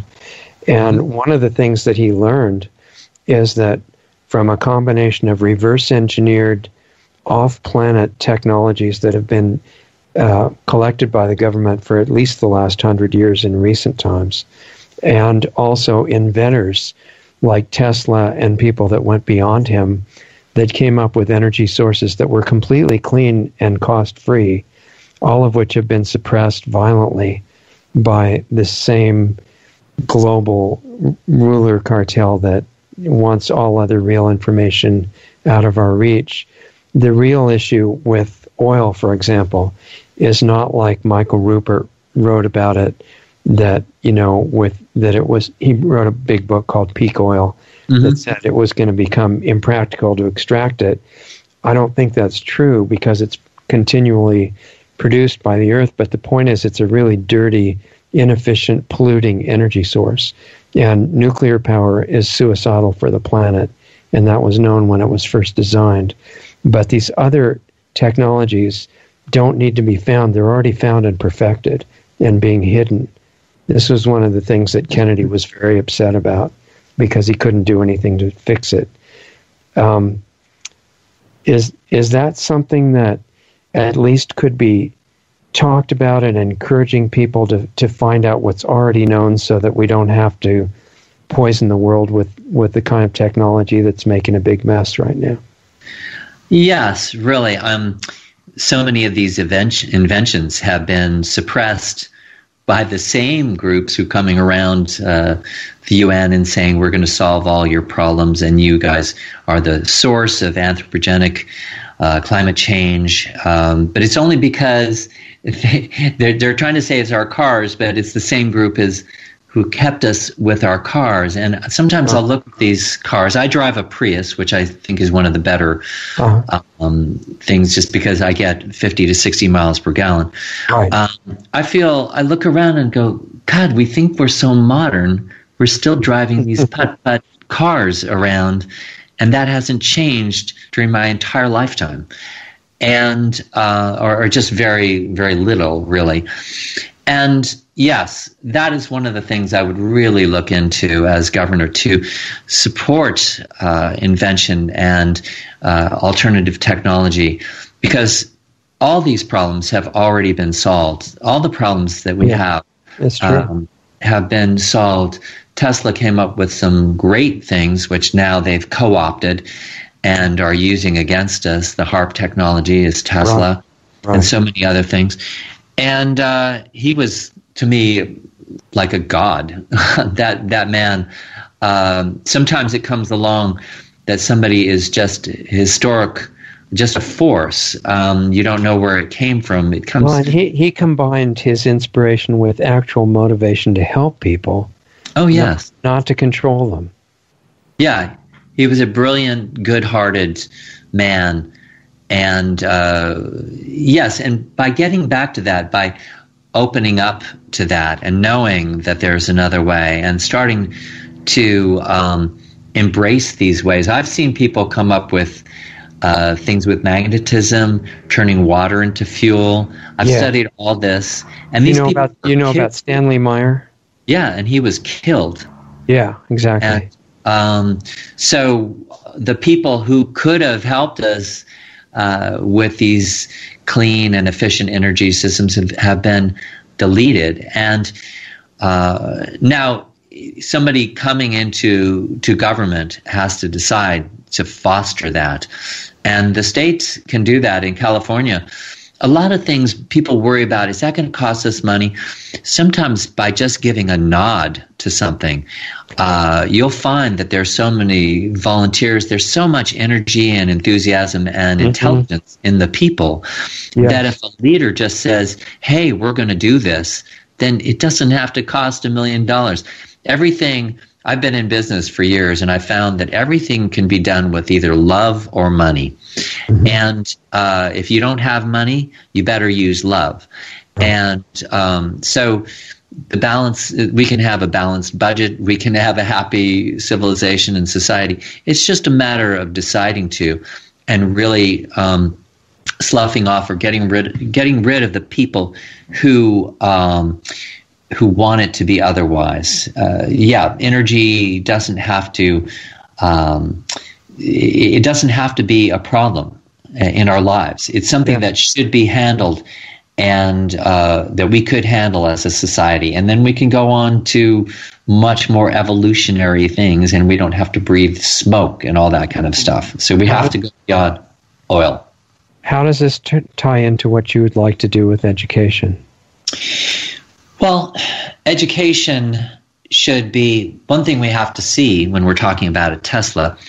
We have to see that many of the great things in life have come from great thinkers, not from committee. So Tesla was a visionary. He could see these things in his head. And it's because he had a wonderful education. He had a mother and father who helped him, and he was coming from good schools. And we have to make room for the Teslas of tomorrow. And we cannot dumb down, we cannot afford to dumb down our people with Common Core education. They've actually seen that it lowers IQ. That we now have, not only are we poisoning our children, but we've invented an educational system that actually lowers IQ. And that's amazing to me. The perfect complement for fluoride in the water, right? Yeah, I would get rid of that too. That's another topic. Yeah. But yes, to understand that we have to create strong individuals, and that our Constitution is in favor of independent thinking, and it's in favor of the individual, and we have to protect our kids and their minds, get them with books. This whole Common Core education is to get rid of books, to have everybody on computer. And then you can change history that way too. I mean, get rid of the past. Yeah, they can. They can do so much with that. Whereas if we just get our kids back into books and studying from scholars, that was the way education always was. And now to study things that came up, that come from a corporate standpoint, the educational system now is run by Bill and Melinda Gates. It's a whole corporate setup, and now the kids are supposed to be monitored, and that information can go to any corporate structure. This now makes them automatons. And actually, in a speech at some point, I'm going to hold up a battery, and that the UN wants to reduce you to this, just like the Matrix. Just like in the Matrix, right. Yeah. It's like if we don't have good robots available yet, we'll just have to turn the kids into that. Yes, and that is exactly it, Richard, to make robotic human beings that you can just plug in anywhere. And I've come up with this thing today. I was just thinking about the homeless issue, and I was realizing it's really not having social equity, that the homeless people need to somehow get social equity, a way that they have a stake in it. And the kids, too, they have to learn that they're part of it. They can be part of changing the world and have social equity. And our educational program is to make them into robots with no social equity, just to do as they're told. And I want to change that. Well, you bring up a really interesting point, too, about the growing number of people that are homeless and begging for food on the corners in almost every city in America right now. And this unavoidably leads into the question of the massive theft taking place in plain sight with the scam of the central banking system. Are you familiar with what's going on with that? Yeah, the central banking system, also the Federal Reserve, came out of the CFR, as did the UN. The CFR, again, is a front group for the Rockefeller organization and family. And so they went to a central bank that now controls our currency. That's one of the other reasons that JFK was assassinated. He started to try to get rid of the Fed. And he wrote an executive order that shut them down. It's still on the books. Yeah, he did. He was intending to completely close the Fed, print other money, real money from the Treasury. Which he started to do, and it was backed by silver. Yeah. No, I know, it's amazing. Nobody knows that. It's very, very few people know that he was going to get rid of the Fed. He also was going to get rid of the CIA. He was going to stop the war in Vietnam. Right. These are all CIA adventures, Bay of Pigs, CIA. And he was going to splinter the CIA in a million places. But then we have Allen Dulles, who is also a Rockefeller cousin, and a Knight of Malta, who came and assassinated Kennedy instead, and then showed up on the Warren Commission.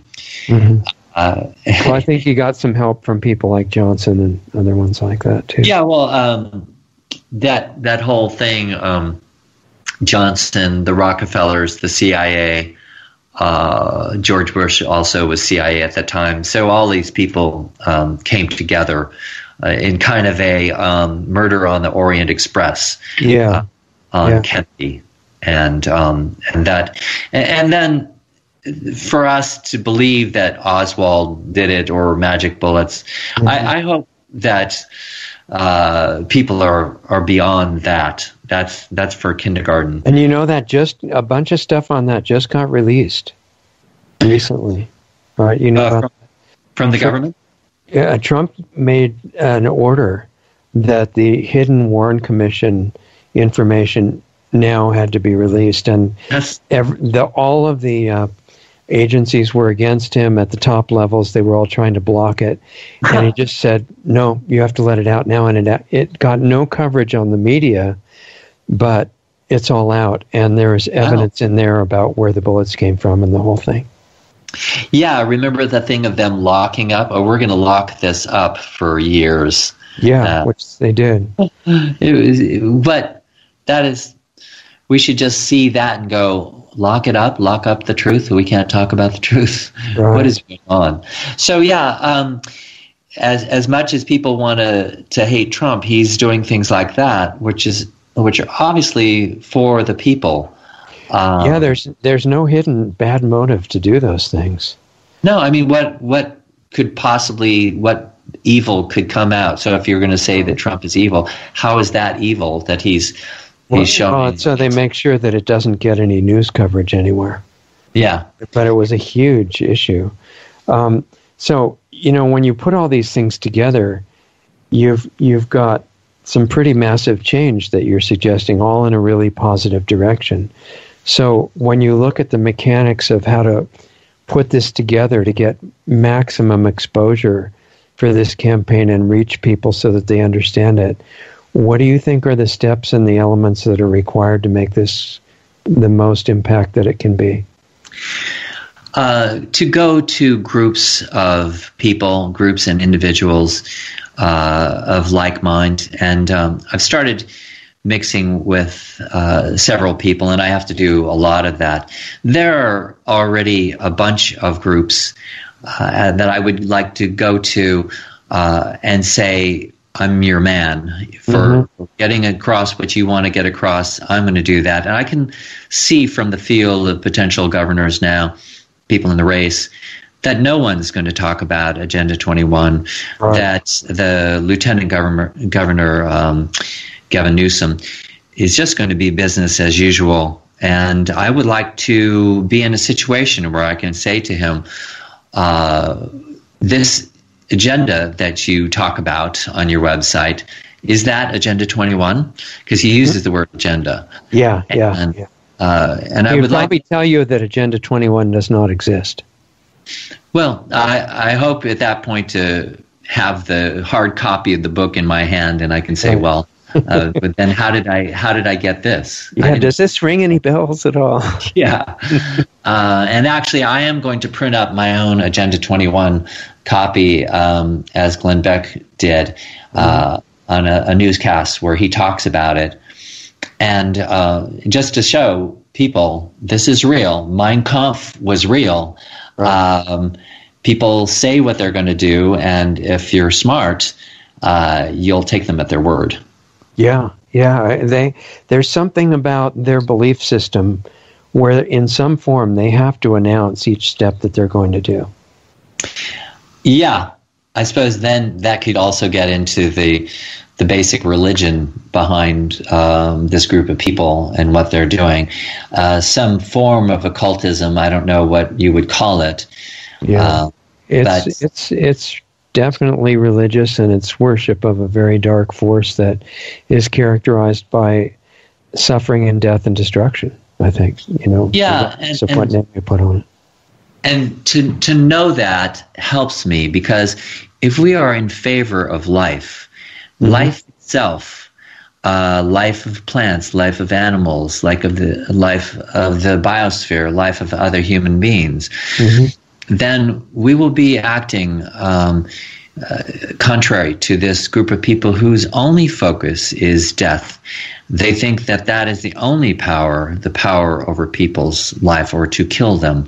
Right. And so we just have to be life-affirming, love every child as our own child, come to appreciate the beauty of the elders and the wisdom that they hold for us, and see to it that our elders are not picked off.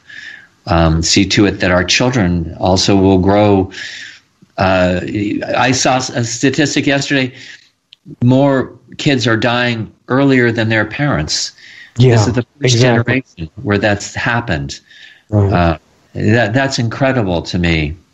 And certainly the quality of life is worse, because there are a lot of very young kids getting cancer and all these diseases that were not happening before. Yeah, and that's by design. That's part of depopulation. And I feel that very shortly now, a critical mass will wake up on enough things. And in terms of the governorship, I can see how no one could really debate me on Agenda 21, or they can't stand up and say that they're in favor of it, because how could you say that and not be a traitor to America? Yeah, because then people are going to find out what it is. Yeah, people very shortly will, and I'm actually aghast. The Republicans seem to have picked up on the reality faster than the Democrats, but I see these people constantly talking about this is Agenda 21 in our education system. This is Agenda 21 in the sky. And then also when we trace back fluoride, we'll see that it's the UN behind fluoride as well. Yeah, I totally agree. And although it was probably being used before the UN started, officially, because it was in the prison camps in Germany and Russia both. And it was very useful to make the prisoners more cooperative. Yeah, but it's ubiquitous spread. Yeah, after it's never had any positive dental effects at all. That was completely made up. It's because the Rockefellers owned the Dental Association, and they put that forth. But it's no good for teeth. It doesn't have anything to do with better dentistry. Right. That's completely you ridiculous. can see that the CDC has some things on their own website that show how ridiculous their arguments are, and one of those things is the figures of dental. Not sure if it was cavities, but some measure like that of dental health, and showing how it got better after the introduction of fluoride in the U.S., but the same website shows that at the same time, the dental health got better in countries that had no fluoride by the same amount. So there was no net effect at all. And that's in there. They just figure nobody would ever look at it. Yeah. But I think that there's a great possibility for you to find massive support, because you've covered all these different areas, and each one is full of single-issue focused groups that have lots and lots of people behind them that would like to have somebody running who understands and supports and will work for what they are interested in. So even if they haven't connected the other dots, the fact that they've even got one dot that is positive and is part of all these things means they could all support you, it seems to me. That's what I'm looking for. And it's something that every day I get more into it and have more conviction. And also support, like the support you're giving me now, really strengthens me. And I am created through people's good thoughts, such as yours. And then I'll just be the one who's watching out. And I feel that I can do this. As strange as it may seem, because people don't know me yet, I have certain fame that if you look up Peter Valentino, you'll find certainly a lot about me and what I do. Uh-huh. But as a candidate, I'm not known. But I'm working on my speech writing, and I did something for my website. And I'm so absolutely committed, and especially when I look at things like the homeless problem that people feel like they can't fix, I know I can fix it, and that if we work together and care about each other, we can get through anything. Yeah, I agree. What do you have to do to get on the ballot? What are the steps that are? I've filled out forms with the Secretary of State of California, mm-hmm. and you have to fill out those forms, declare that you're running, do something with the state, then also with the county, and then it's the county that actually gets you on the ballot. I'm a little late getting into the race. I wasn't certain that I was going to do it, mm-hmm. But then I got enough support where I felt like then I definitely had to do it. So, yeah, I've made all those steps, and there are a few other steps I have to take. Okay. So you just need people to come in and help you get wider exposure, I guess, right? Yeah, that's the main thing. I'm really I'm announcing my candidacy now, and when my close associates, Rob Rubin, has been helping me and spending a lot of focused consciousness and helping me with different groups, and connected me with you as well. And and he's been great. He's kind of a nexus, very energetic guy and very concerned. And he's a family. He's a family man. He has kids, and he got involved because his kids were getting sick. And then because his kids were getting sick, it helped me get involved because I have a really soft place in my heart for kids. Right. Do you have a website where people can see your positions on things if they want to do that? Yeah, it's coming. It's not unveiled yet. It's going to be Valentino for Governor with a number 4, valentinoforgovernor.org. Because, a lot of the candidates' websites just try to say nice things that couldn't possibly disagree with anybody, and they don't say what their positions on anything really are. Yes, and mine is going to be different. I'm going to get very much into Agenda 21 and try to make it, the site itself, a nexus for Agenda 21 information, so people who don't understand it can come to understand it. And I realize it's a learning curve for people mm-hmm. in a society that has chemtrails filling the skies but pretends that it doesn't happen. We have a society based on pretension, and we're supposed to all pretend that we believe in magic bullets and magic airplanes, and we're supposed to all pretend that we're stupid, apparently.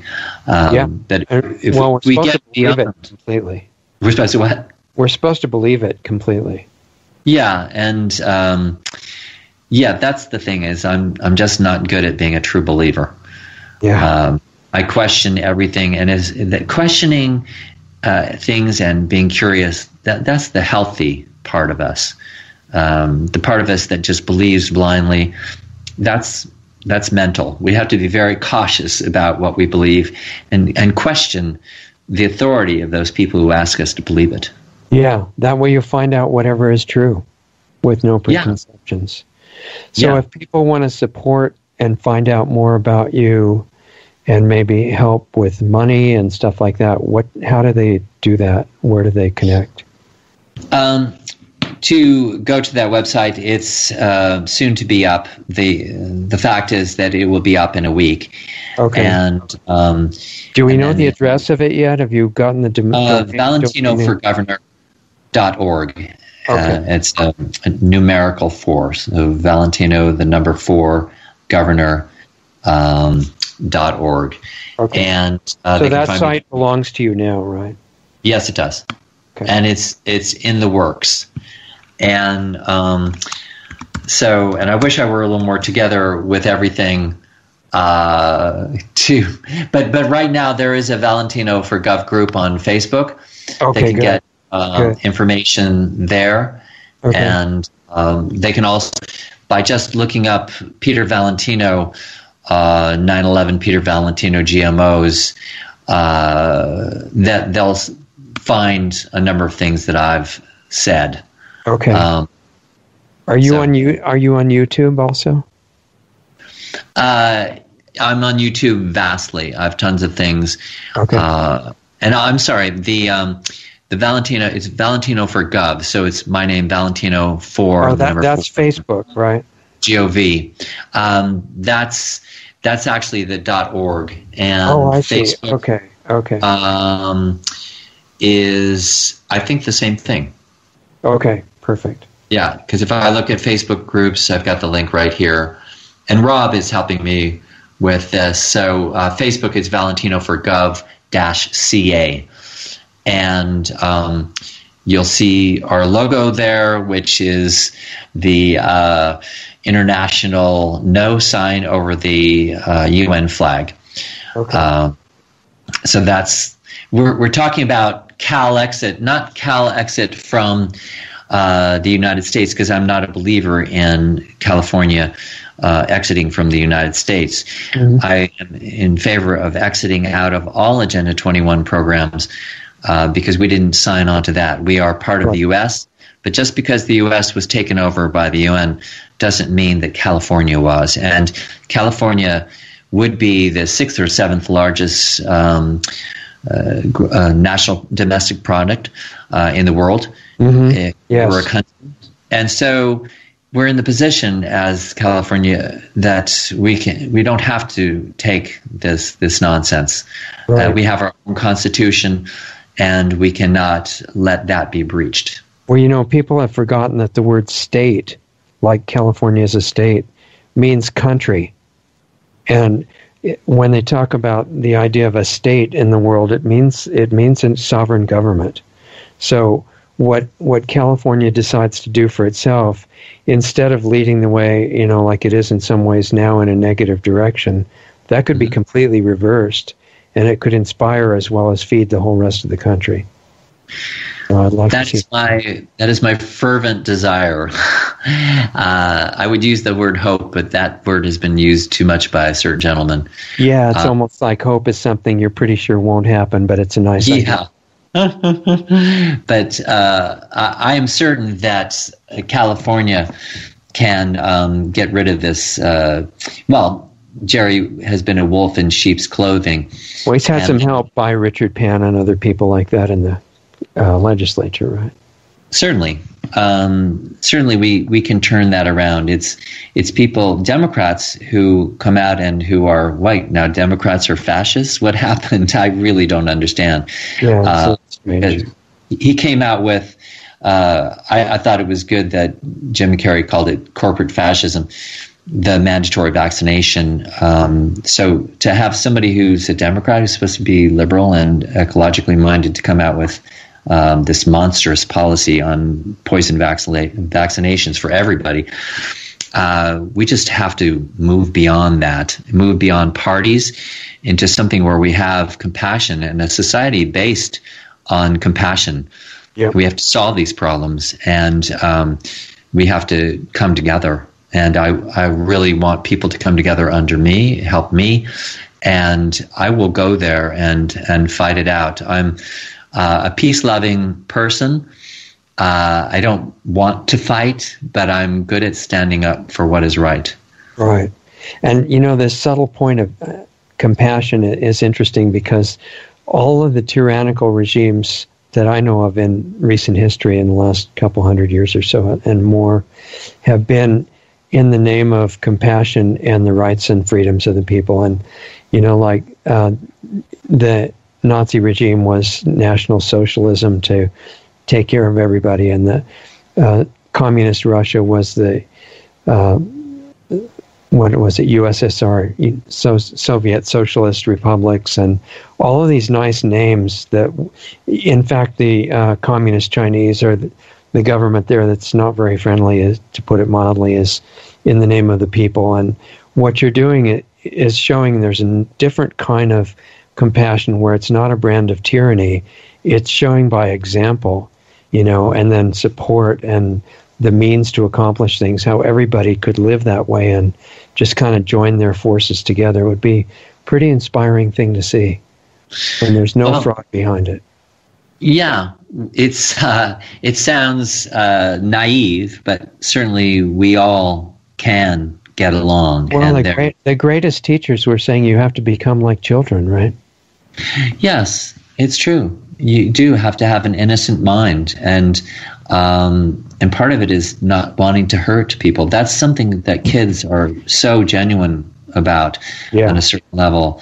They don't want to hurt other people, and they have this kind of given, like, innate morality. This kind of morality, I see it. One of my favorite films with Errol Flynn was Robin Hood, and I watched it kind of on a loop.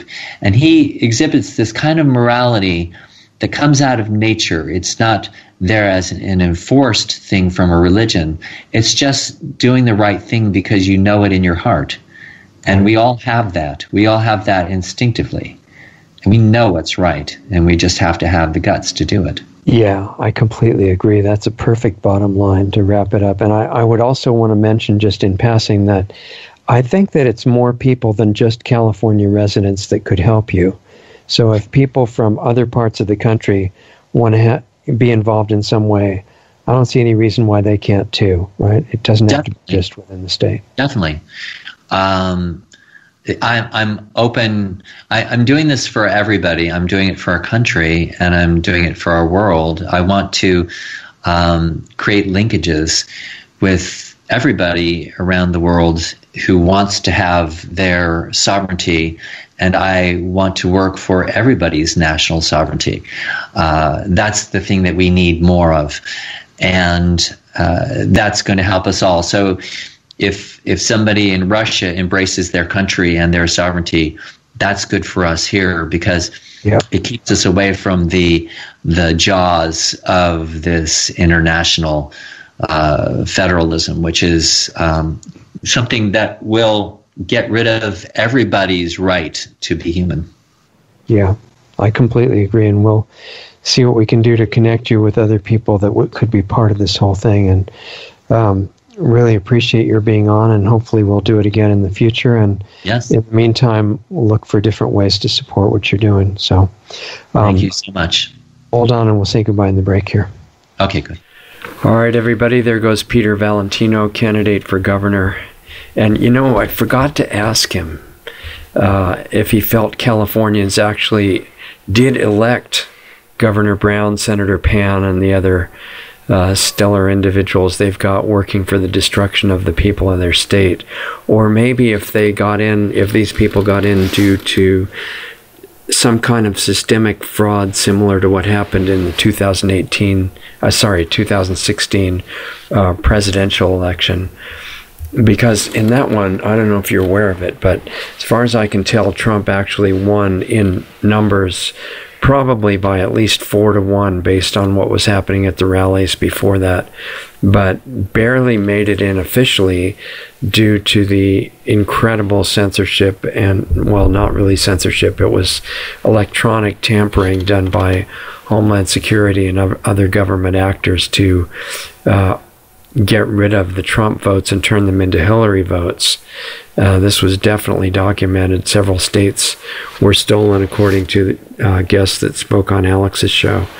And because he won by such a landslide, in reality, he ended up actually barely getting in the official results, and I wonder if something similar like that was happening in California when they've been getting all these terrible people in positions of authority, or if Californians are really that brainwashed in huge numbers to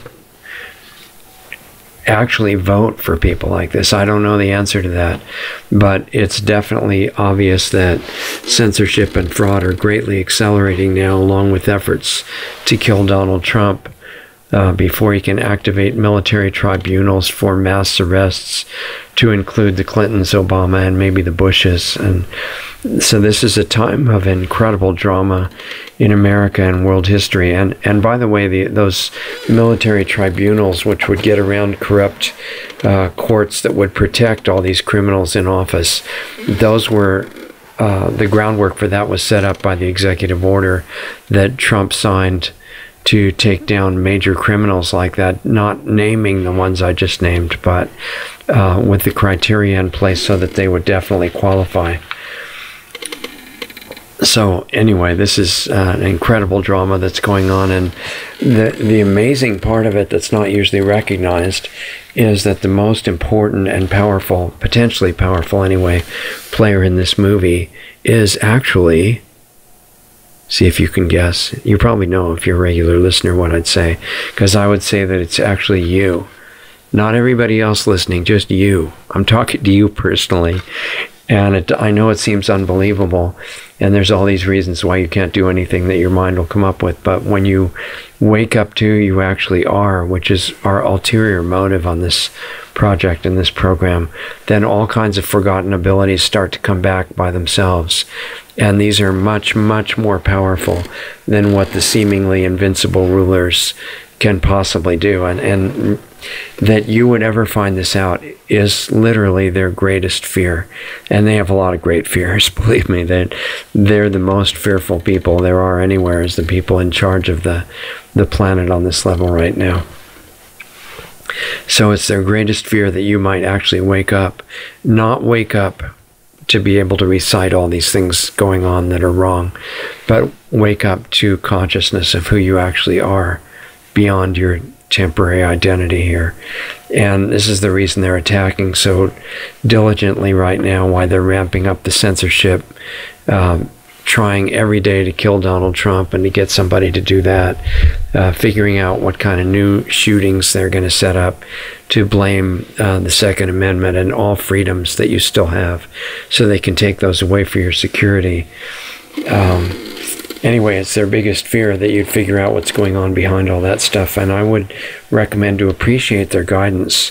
As I've told you before, I totally trust government and the other authority figures to guide us well, and you have to remember to interpret the guidance they give you, usually by reversing it 180 degrees, not as a flat-out 100% rule, because they may tell the truth for some strange reason by accident or for some other agenda that they're working on. So you have to check it out yourself. But it's enough to make top priority your own health and consciousness, waking that up. It's more important than anything else you could do, because by being apparently 100% selfish that way, taking care of yourself in the true sense, that makes you useful to everybody else. So they're not really mutually exclusive at all. In fact, they're the same thing.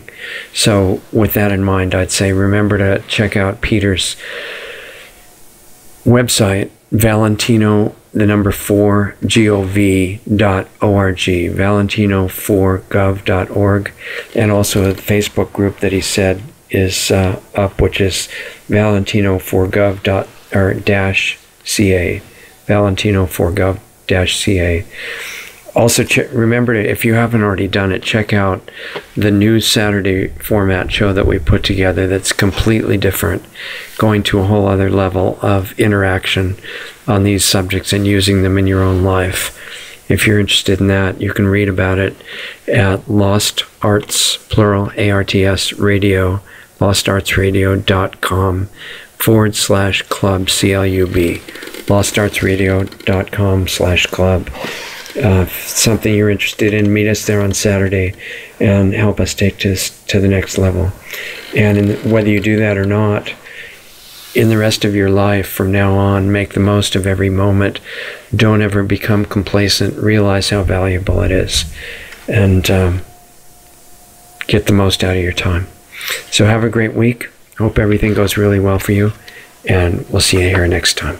As of January 2018, the Saturday Live Call-In Show is now an interactive video platform called the Planetary Healing Club. The cost is just a $10 minimum monthly donation, automatically billed through your PayPal account. Sign up at lostartsradio.com/club. The Planetary Healing Club is every Saturday night at 9 p.m. Eastern, 6 p.m. Pacific. You get your link to participate in the show upon signing up as a member. Those shows are also archived as well for club members. Listen to our new shows with guests every Sunday night at 9 p.m. Eastern, 6 p.m. Pacific. All Sunday shows with guests have archives freely available on our website at lostartsradio.com. You can also find them at blogtalkradio.com/lostartsradio, as well as our YouTube channel, youtube.com/C/lostartsradio. Mixcloud at mixcloud.com/lostartsradio. And finally, look us up under the podcast directory on iTunes. Find us on Facebook at facebook.com/lostartsradio or on Twitter at Lost Arts Radio. Be sure to join the free Lost Arts Radio Facebook group as well. Just search for Lost Arts Radio Group within Facebook.